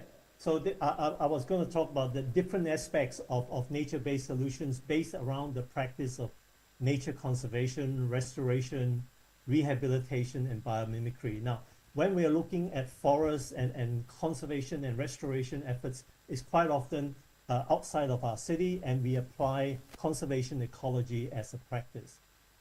As we move closer to the city, you will find that we move towards a restoration and rehabilitation of our system. And some of the examples are the restoration of mangrove swamps, the prevention of erosion, massive erosion, whether coastal erosion or riverine erosion, and really is a different form of practice looking at the use of geomorphology, looking at the use of botanical design and landscape ecosystem as an approach to how we deliver ecosystem services.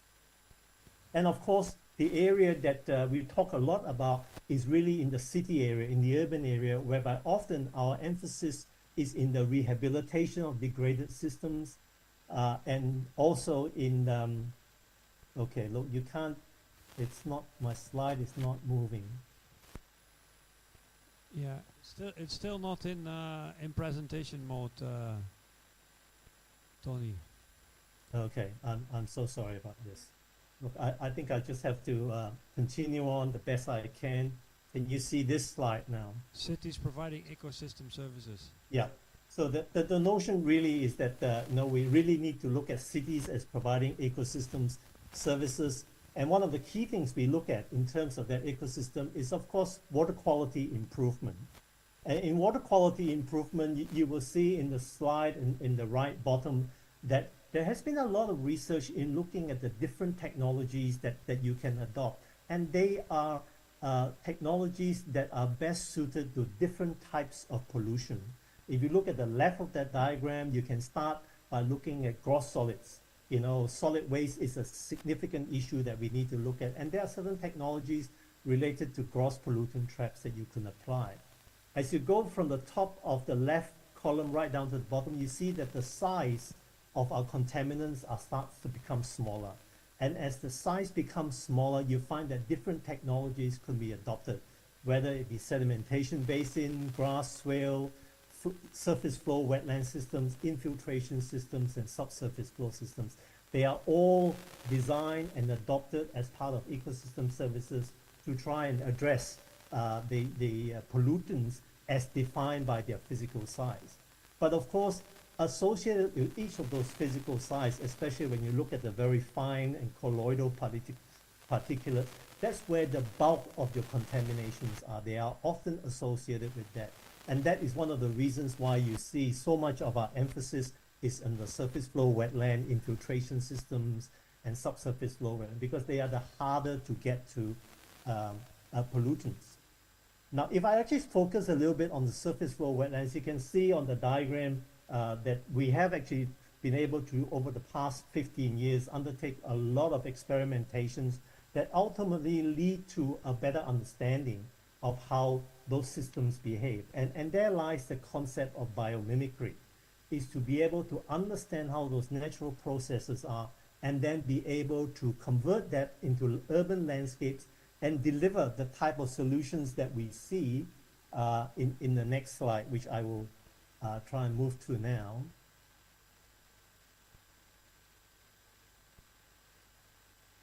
In this next slide, which is sort of a typical example, if you like, of the type of resulting wetland systems that you see in urban landscapes. They are of different scales. You can have a whole large park scale, as you can see in the bottom of the picture, or you can look at local corners of streets scale, as you can see on the top of that.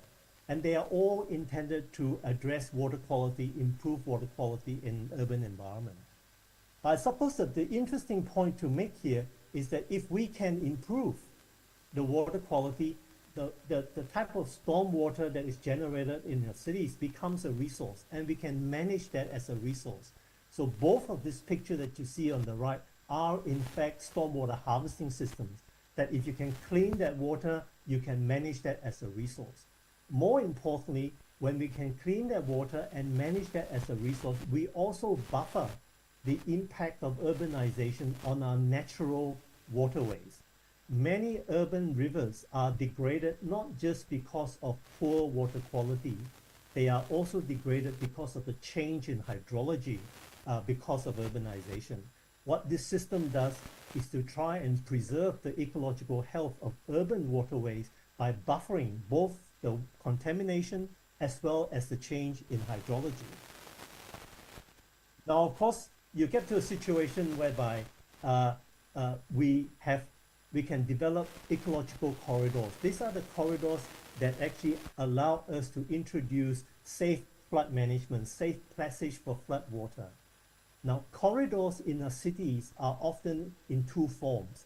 There is the drainage corridor that is often defined by your waterways, your natural waterways that runs through the city, but it is also defined by your transport corridors. And here are some pictures of how transport corridors can actually be fitted with many of the nature-based solutions to allow for safe passage of floodwater, local detentions, as well as ultimately providing enhanced connectivity that in itself improve the urban ecology and biodiversity in these systems. And these are the range of ecosystem services that a city can in fact be providing to itself and also to the surrounding natural environment. And finally, we heard about urban heat. And if you look at the picture, some of the more finer scale situations that you see there, in fact, capture how microclimates can be improved through the way that we introduce nature-based solutions. Now, in Australia, we have done a lot of work, and this is a simple example of Melbourne, and looking at the impact of heat wave on death, especially in the elderly. In this case, the data is about death for people over the age of 64. And you can see that under normal situations, you have a factor of 1, which means that death is generally the global mean. But as we move, and we found this is Melbourne, every city is different, but in Melbourne, we found that there is a threshold of 28 degrees, whereby a slight increase in heat temperature starts to lift the death rate in the city, and this is over many years of data. And we are able to document how, by influencing the ambient temperature, especially with increasing climate heat, that we can try and prevent a city from getting to the threshold temperature as much as possible to try and reduce the vulnerability of especially senior citizens to heat wave conditions. And such are things about trees in our cities and how that influence the microclimate and even the wind effect and the temperature gradients and the shading and the creation of local microclimates are well documented now and well measured in many of the research that we have done. This is another example of where, if you look at the picture to the right, a number of different things, whether we irrigate our green area, whether we actually start to look at open water, and we have data to show how temperature in those areas are different depending on how we manage that city and the way we manage water in the landscape, improving soil moisture, maintaining open water, maintaining irrigated landscape, especially during heat wave days, preceding those heat wave days, are really important management issues that we now find in many of our cities. We know there's a heat wave tomorrow. We will start to increase our soil moisture, increase vegetation, increase the irrigation to basically combat the heat wave conditions. We've also done a lot of measurements here whereby increasing vegetation cover, we are able to say that if the vegetation cover increased from 0.2% to 0.8% of the area, we can actually reduce the temperature, heat wave temperature, by up to 6 degrees, and that's been measured. Look at heat wave and how we can actually reduce the heat wave condition, which is the extreme, from 0.2 degrees if it is 10% coverage all the way to 1%. And bear in mind that when you're in the threshold conditions, even shifting it by 1% has a significant impact in terms of saving lives in this regards.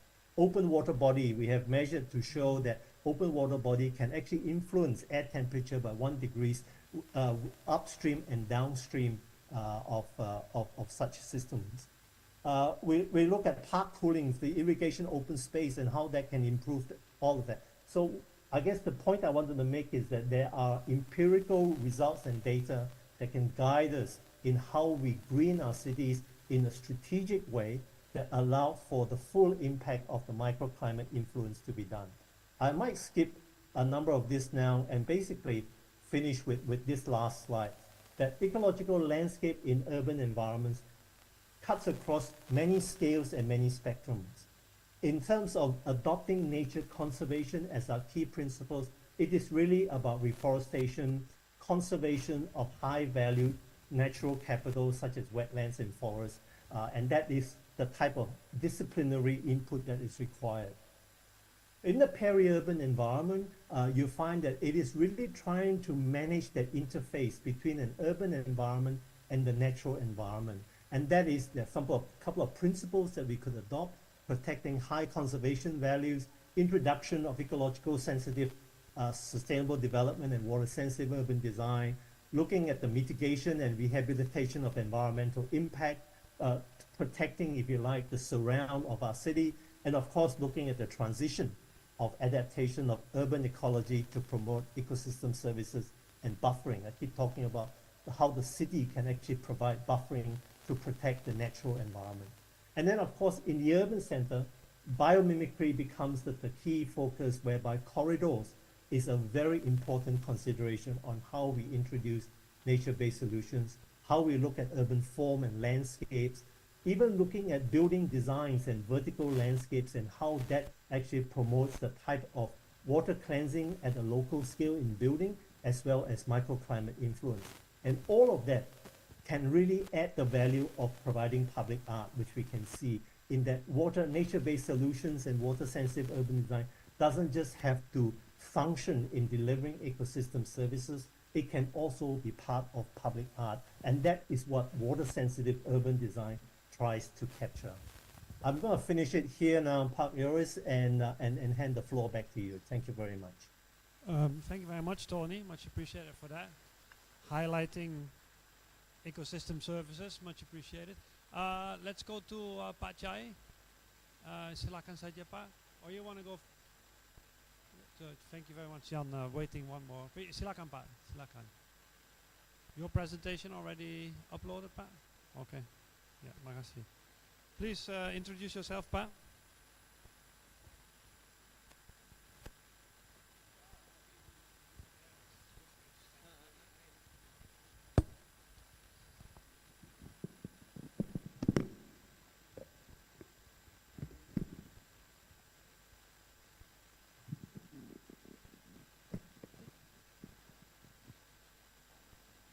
You want me to introduce myself? Yeah. Many thanks, Mr. Moderator and Ibu Bapak sekalian. Saya Cek Askat dari Universitas Pajajaran. Terima kasih. Mati lampunya. Dan bersama saya Sarah Surya, mahasiswa S3 saya yang bersama-sama menulis makalah yang akan sampaikan. Saya kira itu, dan it is very nice to be here. And let's start with it. My presentation is more on the research result that I did it in West Java, which reflect the landscape changings and the impact on hydrology indicators. And we know that we can use this as a lesson learned, let's put it that way, for the IKN, Ibu Kota Nusantara. Because IKN is also facing with the more or less similar problem in hydrology. The sort of water and abundant water and becoming disaster in the rainy season, flooding, sea level rise, because IKN is close enough to the coastal area. So this kind of thing is really reflecting in the problem of common watershed here in Indonesia. And that's the idea that I propose this subject, land use change impact flooding on the downstream area. As far as IKN is concerned, at least there are 5 sub-watershed which related with the position of geographical position of IKN. And in this case then, it is important, I think, to first of all indicate what is the location of the IKN. I think we are talking about the 6,000 hectares, yeah, in terms of those 5 watershed. Is it part of the IKN is on the middle of some of those watershed, or in the upstream, or in the downstream? Once we indicate that, then we can do the protection, conservation as part of the hydrological management. I think that's the important of this presentation. And number 2 is that there is a karst ecosystem in the upper side of the karst. Okay, yeah. Yeah. Next. This is the, yeah, you just cut out my second point. I will comply, and you can remind me if my time is up. And the second thing for the IKN is the karst ecosystem in the upper part of the IKN, in the Gunung Meratus mountain. And that karst ecosystem in the upper part of the IKN is really important, because this karst ecosystem provide underground water for IKN. So my point is just protect and conserve that karst ecosystem in Meratus. Next. This is the area in the Cimano watershed. The Cikamiri is the one of the upper part of those Cimano, and the red circle is the flooding that caused 34 loss of life. Yeah? That's why we try to try to do the hydrological study here. Next. I think that's the problem that why we do hydrological simulation modeling in that small watershed, because of this one, the flooding in September 2016. Next. We can see that the IKN, there is a 10% will be allocated for agricultural food production. And maybe this lesson learned can also give some what we call positive lesson learned in IKN. When you are talking about the private land, agricultural private land, there is no single regulation that can prevent those farmer for doing that cannot harm the environment. That's why, and we can do anything unless we use the approach of dialogical dialogue approach. And this, in this case, then make agreement with the farmer about the incentive and disincentive system will be important. That's the key to do that. Next. This is the simple mathematical model that we are doing for the simulation model. Next. Another lesson. This is from Jambi. Indicate that if you are doing the natural forest, yeah, if you take more, if you put more area of the natural forest, then the runoff tends to be decreased. But if you plant monoculture, plantation, palm oil, in this case, and rubber, the reverse condition is happening. More plantation forest, more runoff. So that's a lesson learned that we need to follow if hydrological indicator important in that area. Next. Another lesson from scientific finding is that undergrowth is the important thing to prevent the runoff and hence the soil erosion, sedimentation. So makes whatever forest in city or in the surrounding city area as diverse as possible. That's another lesson. Next. That's giving the idea of the land use change from 2007 up to 2023. Next.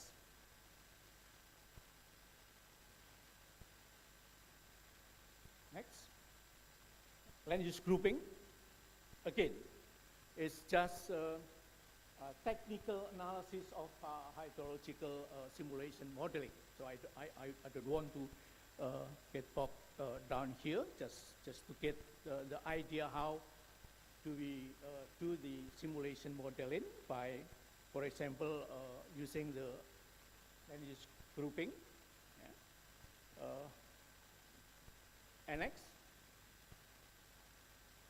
3 scenario: business as usual, spatial planning scenario, and reforestation, and steep slope lands conservation programs. That scenario, that's what we are doing. Next. Next is that data. Yeah. This is again, okay, percentage. Yeah. Just go back, for example. Go back for a second. Yeah. Go back, please. Before that, sebelumnya.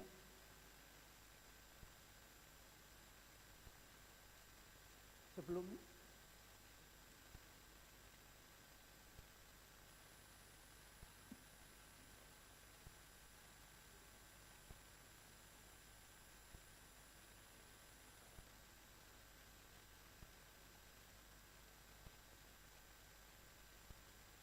Yeah, no. It's next one. Yeah, we are doing the grouping. Yeah. Again, it's just a matter of technical analysis in this case. By land grouping, annual plan, seasonal plan, and residential area based on data that we have from 2007 up to 2023. Next. And the result is, next. And the result is this. Scenario 1 is business as usual. Scenario 2, considering the spatial planning FPRW of Kabupaten Garut in the area, and scenario 3 is the reforesting and conservation practices on slopes land, and the result indicates that scenario 3 is the one that the best from the standpoint of hydrological indicators. Next. Here you go. The conclusion indicate that. Next. And closing remarks. I think this is the point that really matters for this lesson learned, that on the policies of landscape incentive system, I think there's a principle that we need to do. Number one is polluters pay principle. Whoever pollute the environment, then they have to be responsible with some regulation, of course. Contractual agreement to do the payment for environmental services, because if you are doing the concept of payment of environmental services on the water set level, then that will be one of the key factors to sustain the management of that water set. For example, in this case, for conserving water, and at the same time to controlling the hydrological, hydrometeorological hazard. Because then you are creating the self-finance mechanism in this right. Development of property rights. This is for generating the environmental services, especially for the water issues. And it is also becoming important now for the landscape management at the watershed level, which is financing innovation. Incentive, disincentive, nature-based finance businesses. We are hearing a lot about the nature-based solution, but how about the financing? How do you finance what banks will allow to vehicle, give the loan for or whatever scheme for the local farmer who are doing the nature-based solution? That's another critical insight. And appropriate technological innovation and landscape restoration. I think with this, I just want to say thank you, and the time is for you. Yeah, thank you very much, Pachai. Much appreciated. Indeed, highlighting the need for, or the lessons learned from landscape management perspective, and also I like that you touch upon the financing side at the very end, which we maybe can discuss later. Jan, now it's your turn. Jan Kramer from Rambol, one of the team members for the nature-based solutions work on Nusantara. Thanks.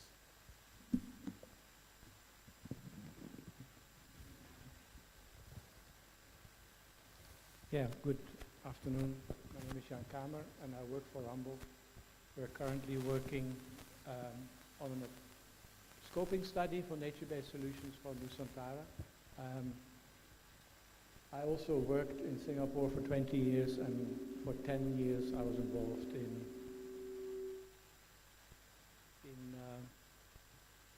implementing nature-based solutions in Singapore. So can I have my slides, please?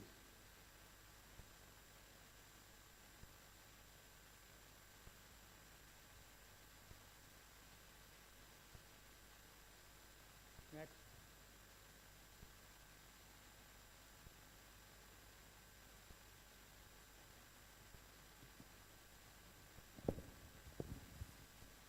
Silakan operator, minta tolong next slide please.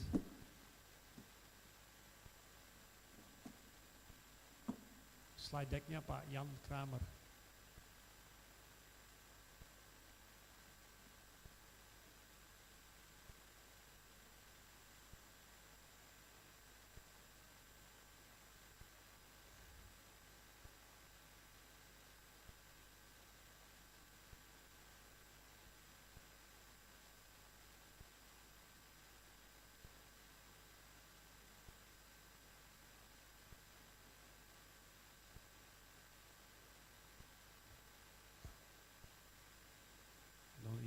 Operator sits somewhere into space. Oh, sebentar, makasih banyak. Okay, tell us something interesting, Jan.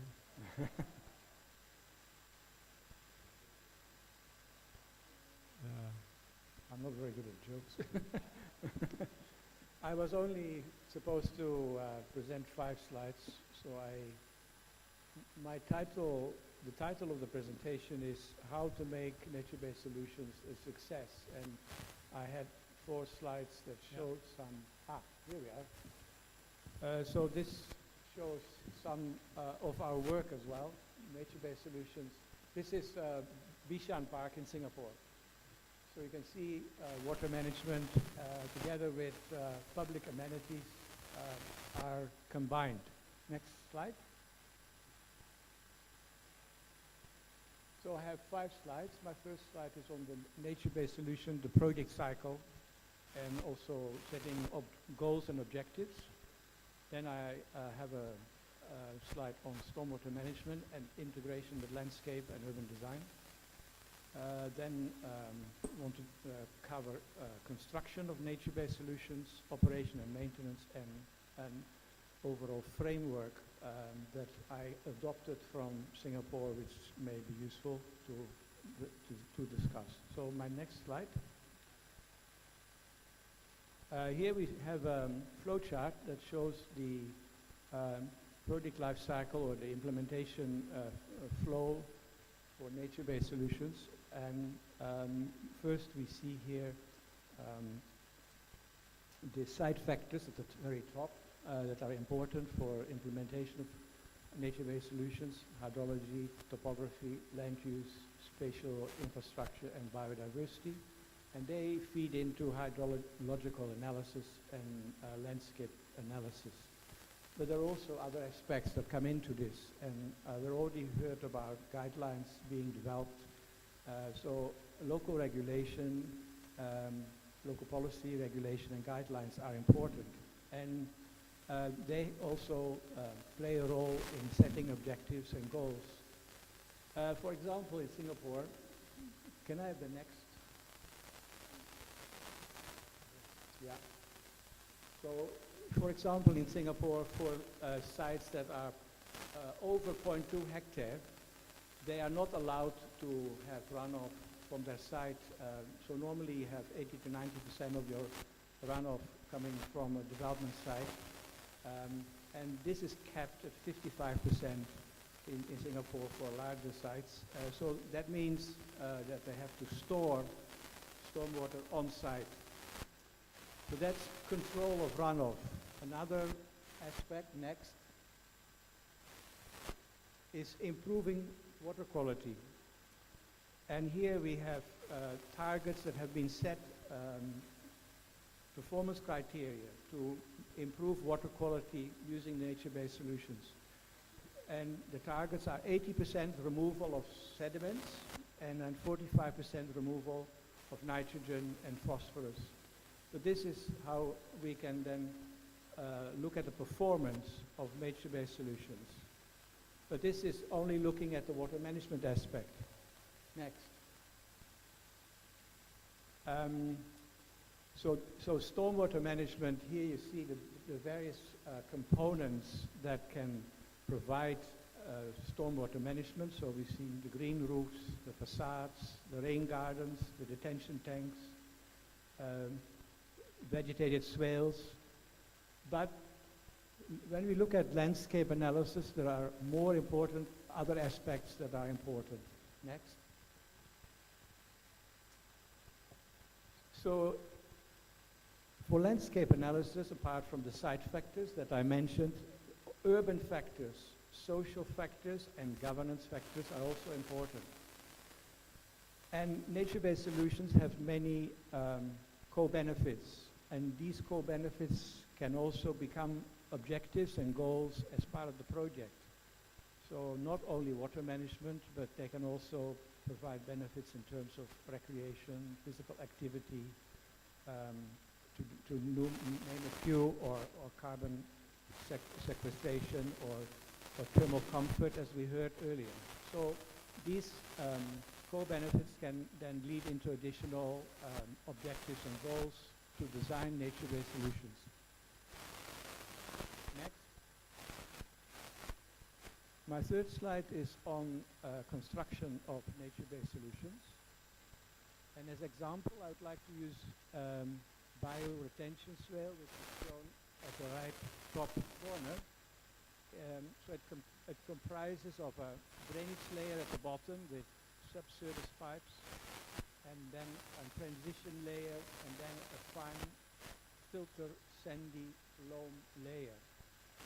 And here on the left, you can see the different layers being installed as part of a bioretention area. So on the top, you see the drainage layer and the subsurface pipes. Then we have the transition layer going in the second also, and that's the first material, and then define, sorry, go back, and then we have the social media. And as you can see that contractors that implement nature-based solutions, they will have to make sure that all this is installed in the correct way. So it is very important that contractors are also trained and are familiar with the importance of all these aspects. The final photo on the right top shows an hydraulic conductivity test, and that is to make sure that the infiltration capacity of the bioretention swale actually meets the design criteria. So these tests are done once all the material is installed. So there are lots of new aspects that contractors need to learn to construct nature-based solutions. And you can also imagine that if upstream of these types of construction, a lot of silt comes down from construction sites, then the bioretention swale will lose its functionality. Another important aspect of nature-based solutions is the operation and maintenance. And here we can see some of the maintenance activities that are necessary to maintain nature-based solutions. They are quite similar to landscape operation and maintenance activities, but there are still aspects that are important and different from normal landscape activities. And here we can see like flushing of drain pipes, raking of filter media, clearing of blocked inlets. And so it's important that even the landscape maintenance people, the nature-based solutions maintenance staff are aware of the principles of and understand the principles of how these systems work so that they can improve them, maintain them properly. Next slide.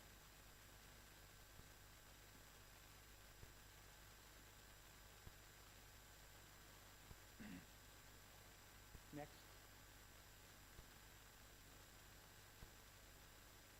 Yeah, so my next slide shows the nature-based solution implementation framework that was developed in Singapore and which I adapted a little bit.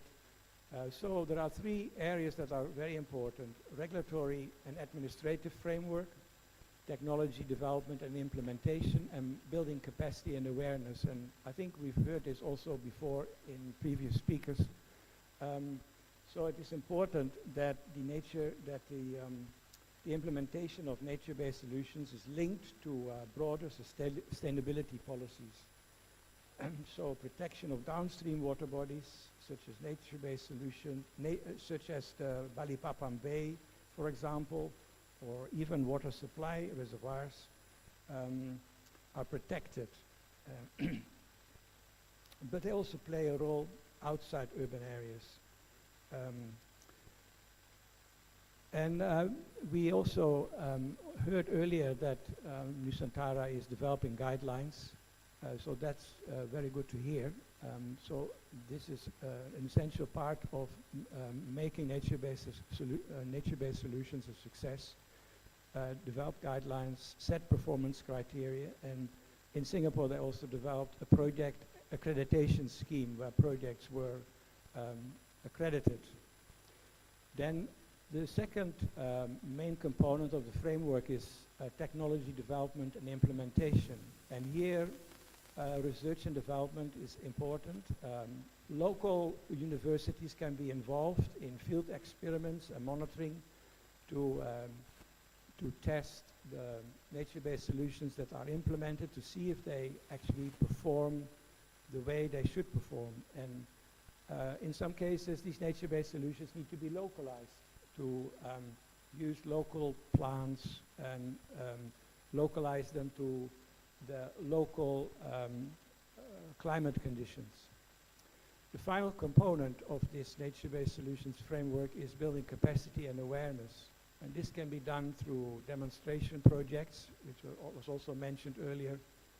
And in Singapore, they set up a training course for NBS professionals that you can become a certified nature-based solutions professional to design nature-based solutions, that you are trained in applying the guidelines and also know the operation and maintenance needs. But it's not only the designers that need to be trained, it's also the contractors that are constructing these, because if the nature-based solutions are not properly constructed, then they will also not operate properly. Finally, adding nature-based solution design to university curriculums and having educational activities with schools are other ways to raise awareness and build capacity in the industry so that nature-based solutions can become a success. So this is my final slide. Thank you for your attention. There's one more slide. Just want to show you Bishan Park again before and after implementation. Thank you. Thank you very much. Thank you. Whoops. Yeah, thank you very much, Jan. Maybe we can all come together now on the stage. Switch on the light again. Maybe somebody we can do the plug-in. We saw you online, Tony. So indeed, Ibu, maybe Nishal, you can come because Ibu Hani already had to leave to the airport. Yeah, thank you very much.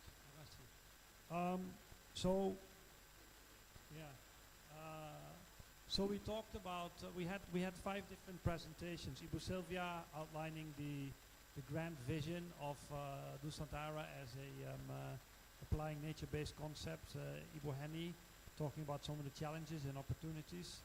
Patoni talking about ecosystems and the ecosystems, the benefits of ecosystem approach. Chai talking about the land use change and what that implies for among others on flooding. And then last but not least, Jan Kramer talking about the different aspects of planning, operation, maintenance, and around this entire framework. I just wanted to ask, Jan Kramer finished with this framework where he talked about, and it came back also in some other presentations, that the technical aspects, the institutional aspects, and the capacity aspects required. And my feeling is a little bit that that particular framework was developed for Singapore, where financing might not be such a challenge as it is here. My key challenge when we talked about nature-based solutions and Nusantara is indeed the government's aspiration that 80% of the city will be financed by the private sector. So I would love to use, the time we have left, about 10 minutes, among others, to have a question on how can we indeed, taking consideration that the government has already indicated limited financing, how can we make this work?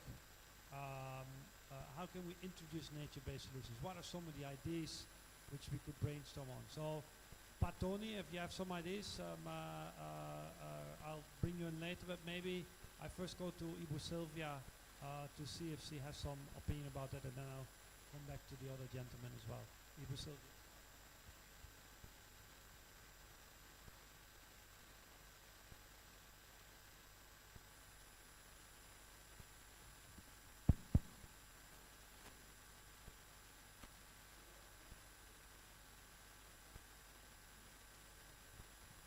Hello. This one?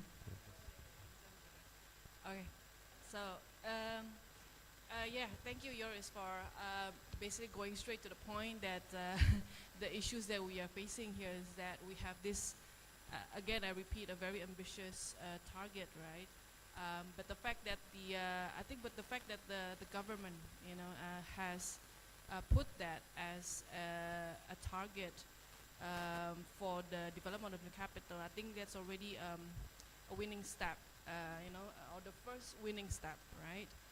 That there's this consensus in the government on the regulators' side that this is important and this is it to be done. I think this is a first because before this, in other city in Indonesia, there's no such things. Yeah, there's no such concept. This is why we're having a lot of problems with other city in Indonesia, such as in Jakarta, right?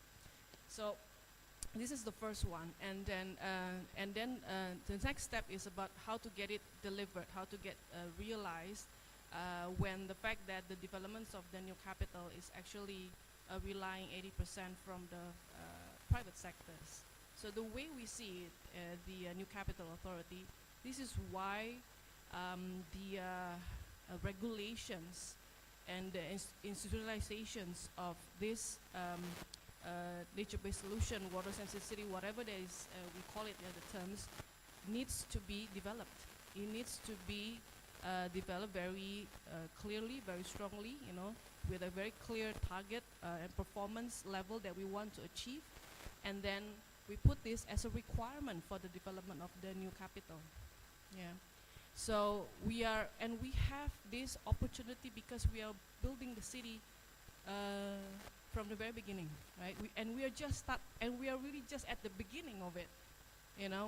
The city is currently that we are talking about, the development is only like about 4% of the entire of the new capitals. So we really can make it happen, but what we really need from the very beginning is a very clear guidelines and requirements, and then a system to actually enforce it, right? And then how we can incentivize and disincentivize in the implementations. So this is why currently this is what we are very busy with, and on how to develop these requirement guidelines. I was just talking with Bu Mirna when you were presenting the last slide. I said there, the left side, this is the one that we need to really, quickly develop it, because while, like I say, we are still at the beginning, and only a small part is being developed, but the development is going to keep continuing. So if we are too late, then there's a lot of things will be already in place and not in accordance with the principles and the targets that we want, that we'll be talking this afternoon, right?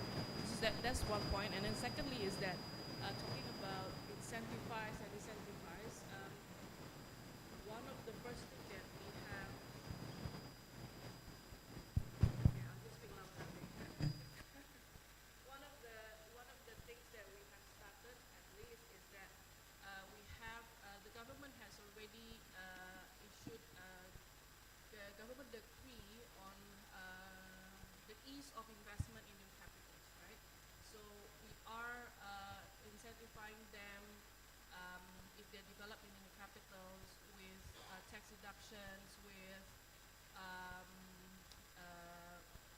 fee waiver, all those kind of things. So I think, and those requirements or those incentives are currently being detailed, right? So I think if we can give more targeted incentive that related to environmental considerations, I think that's even going to be further incentivizing that.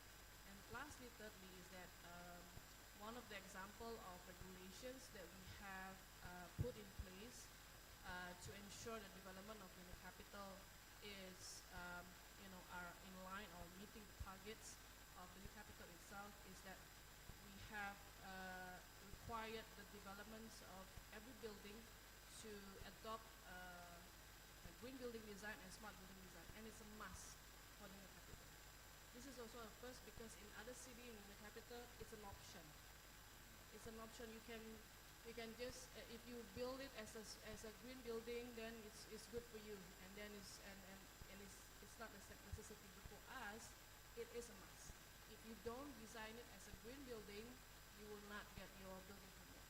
So I think what we want to do next is that we can build in more requirements, in the building codes that will strengthen all those the implementations of nature-based solutions, and then make it as conditions for permits to be issued. Yeah, thank you very much, Ibu Sylvia. That was very helpful looking at the incentives, disincentives, regulatory framework, but overall just a very clear aspiration in the direction of nature-based solutions. Tony, do you want to come in with some points on financing? Yes, thank you very much, Pak Joris. I think Bu Sylvia pretty much said it all, and my experience in Singapore when I first got involved, in 2003, 2004, is exactly that. That government do need to take the lead by providing the enabling policy, but at the same time to provide examples and demonstrations of what government expect of private sector. So a lot of public infrastructure need to reflect the type of aspirations of nature-based solution to set, if you like, the baseline for private sector investment in their own allotment.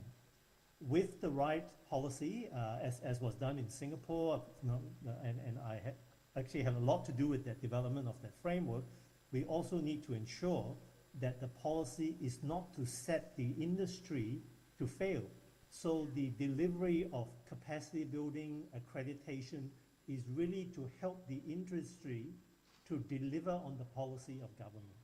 So really, Bu Sylvia said it is the right policy, setting the right target, and more importantly, also a methodology to demonstrate attainment of those targets so that there's no ambiguity in the private sector on what is required. Demonstration to basically demonstrate that it can be done, it can be built, but also set the standards of what government is expecting. And then providing the capacity building, training course, accreditation. One of the other things that the Singaporeans have done very well is to ensure that the incentive for doing the right thing is also a much more rapid approval process in terms of their development approval. So a combination of that can actually provide the type of incentive for private sector investment. Bu Henny, for instance, talked about the barriers and the skepticism of private sector on the policy. The government do need to take the leadership to demonstrate that how it can be achieved, what needs to be done, but also have the capacity to rapidly assess submissions to basically not hold back on those developers that want to do the right thing.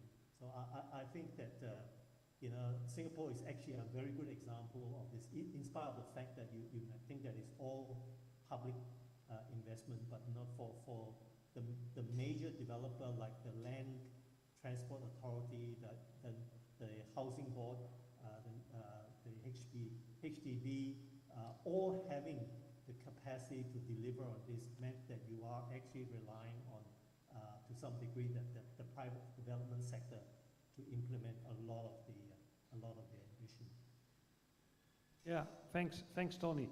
On the topic of pilot projects, Nishal or Jan, can you explain some of the pilots you guys are zooming in now when it comes down to possible pilots for Nusantara on nature-based solutions? What is some of the thinking happening there for the audience? Thanks.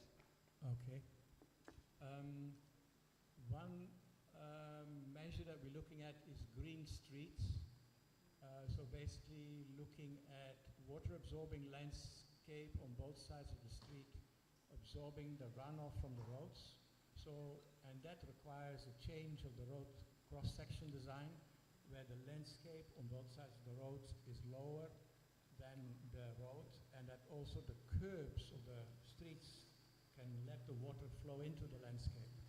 So that has a number of benefits. I mean, you have less runoff, less flooding, and also you, at the same time, automatically irrigate the landscape. So you need less irrigation water. So that is something, I know there are lots of road cross-section designs already developed, but we can work on some adaptations. Another area that we're looking at is on-site nature-based solutions. So these are the smaller types like rain gardens, bioswales to be implemented on private sector sites, but then make it a requirement for any of the developers that they need to provide this provision on site. And once you have like clear guidelines, like in Singapore, where they say, okay, we limit the runoff from a site, you have to detain so much, then it's just a must. It is part of the planning approval. So it's very easy. But this can be included as requirements for developers to make sure that they meet these requirements. So these are. Okay. Nishal, you want to add something? Please go ahead. Nishal is also just like Ibu Hani from Deltaris. I just want to add that requirements for developers is a little bit easy because the challenge is the governance and the institutional part. No? Requirements for developers is easy. Requirements for the government becomes difficult. Green streets, very good idea. You can do a lot with it, but then the challenge becomes how to convince a ministry like Public Works to put that into their planning guidelines. So that requires lots and lots of back and forth, because it does require a kind of a paradigm shift, even though this is not new. We spoke about wisdom and traditional knowledge. So we've been doing this for years and years now. But what I want to say is realize that it takes some time. It's not 1, 2, 3. So enforcement, very important, but also train your young staff to be able to enforce.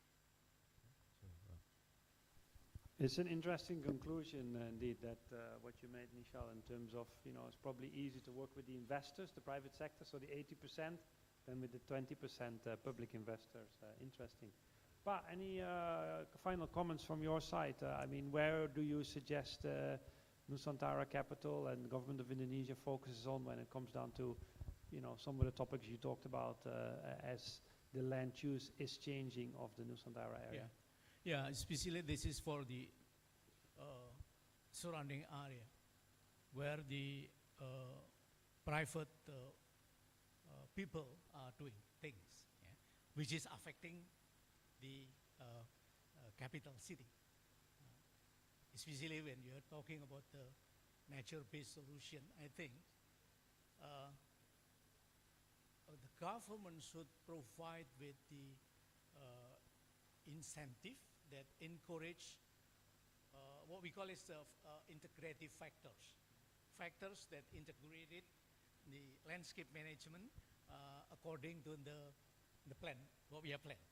Reducing erosion, protecting the soil from productivity loss. What sort of integrative factor that we need? We can do it for the wood-based economic activities, wood-based energy, wood-based small-scale industries. So this is the activities that the local people will do it themselves. But if you need some financing in this case, I think the bank should get into that kind of business. So how is the bank plays an important role on the nature-based businesses, local small businesses? If you can do that, then they will get at least a couple of benefits. Number one is increasing the livelihood of the surrounding people, not in the center of the city that you guys talking about, but the people on the surrounding area. At the same time, they can contribute to a lot of things in preventing the environmental degradation, leading to the prevention of flooding in the rainy season and lack of water in the dry season, because in the area is really, and maybe it should be remembered also, but if you are talking about the Kalimantan landscape, the soil is very fragile. They look so great because there is a forest there, but once forest disappears, then the land is quickly degraded largely. So this is the one that I think should be considered by whoever doing with the landscape activities here in the Kalimantan Island. Thank you. Okay, Pa Chai. Thank you very much. On the comment of banking and finance, so I work for a bank, but unfortunately I can only convince my colleagues to really put in when the project size is substantially large, 20, 30, 40 million dollars. But I'm sure that there might, we are now working with some commercial banks in Indonesia to try and encourage green building and affordable housing for low-income communities, so people can get a mortgage with a much lower rate if they build green. So I can understand that that's one of the options. I thank you all. We have 5 minutes over the timeline. Thank you for your participation, for the presentation. We didn't really have time for questions from the audience, but since this setup is such a nice and intimate conference, I think by now you can make your networks and you can discuss and you can ask them. So with that note, I thank you again, everybody, and appreciate. I'm not sure, Angie, what's next in terms of. Sekarang udah selesai ya? Okay, thank you very much. So is that the end for the first day of the International Conference on Forest City? We see you tomorrow again at jam 9, ya, 9 o'clock. So unless we see you this evening or this afternoon, there's still some other meetings also. So on that note, makasih banyak. Thank you very much. Dankjewel. Yo, makasih.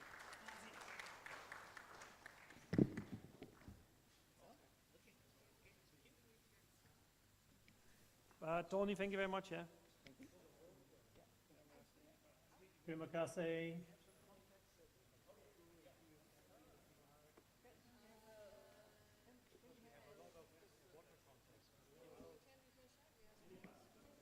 So as this the wrap up for first day, we can continue tomorrow after the public lecture.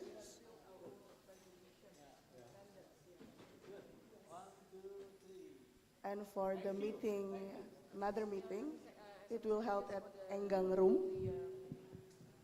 on the engineering faculty, next building. Yeah, and then we can meet there, and then the rest of you, the panelists, can have some rest, and we will see you tomorrow. Thank you, good evening, Assalamualaikum warahmatullahi wabarakatuh. Rather than just keep on fighting at the administrative level, it works, and then after that, the rest will. We should find the pilot site, a road that we can start with. Yeah, because We can give some concepts and some guidelines, but it would be nice to do a pilot.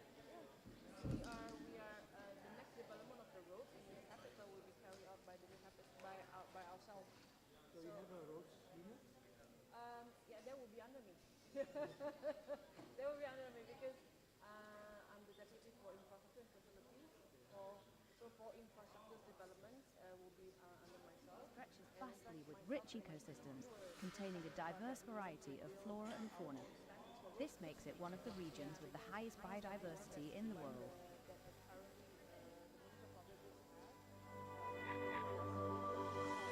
More than 3,800 species inhabit the area of the Nusantara, which spans approximately 252,000 hectares. Situated on the eastern part of Borneo, there are 7 areas with high biodiversity value located in the vicinity of the Nusantara, including Sungai Wine Protected Forest, Balikpapan Bay, Mount Parung, Tahura Bukit Soeharto, Muara Java, Gunung Beratus Landscape, and Semboja Lestari.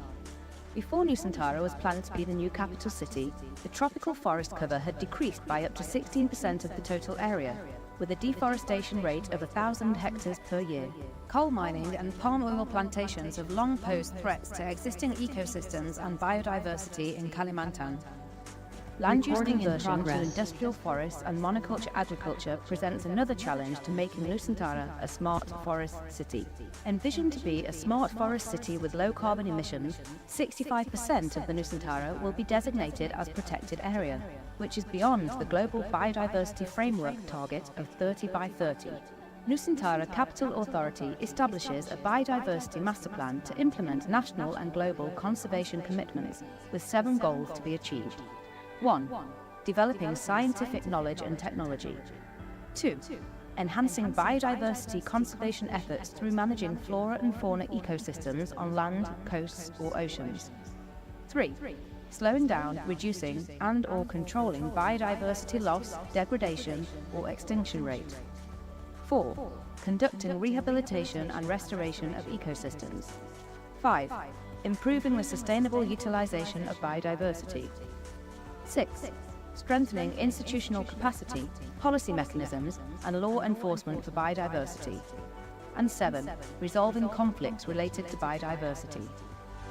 Nusantara is poised to emerge as a sustainable forest city by implementing the Biodiversity Master Plan. It will set a pioneering example for integrated urban development that harmonizes with nature, enriches biodiversity, and ensures a sustainable future for generations to come.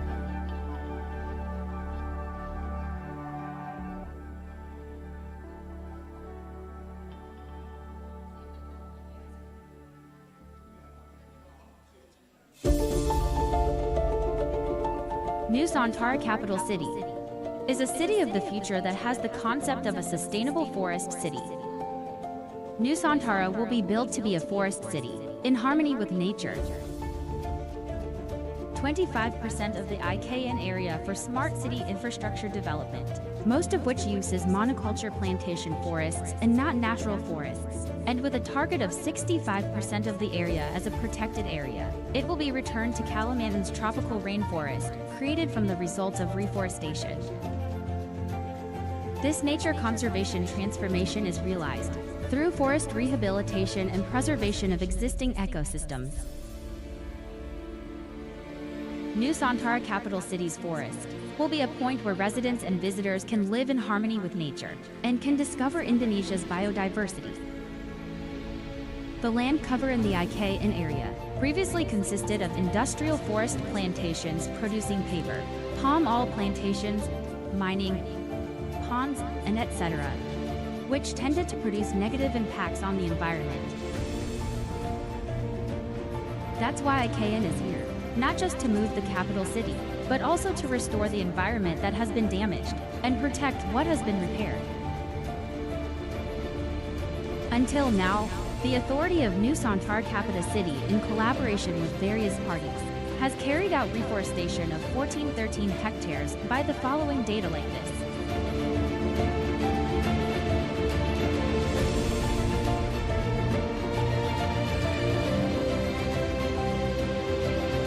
Not only that, this year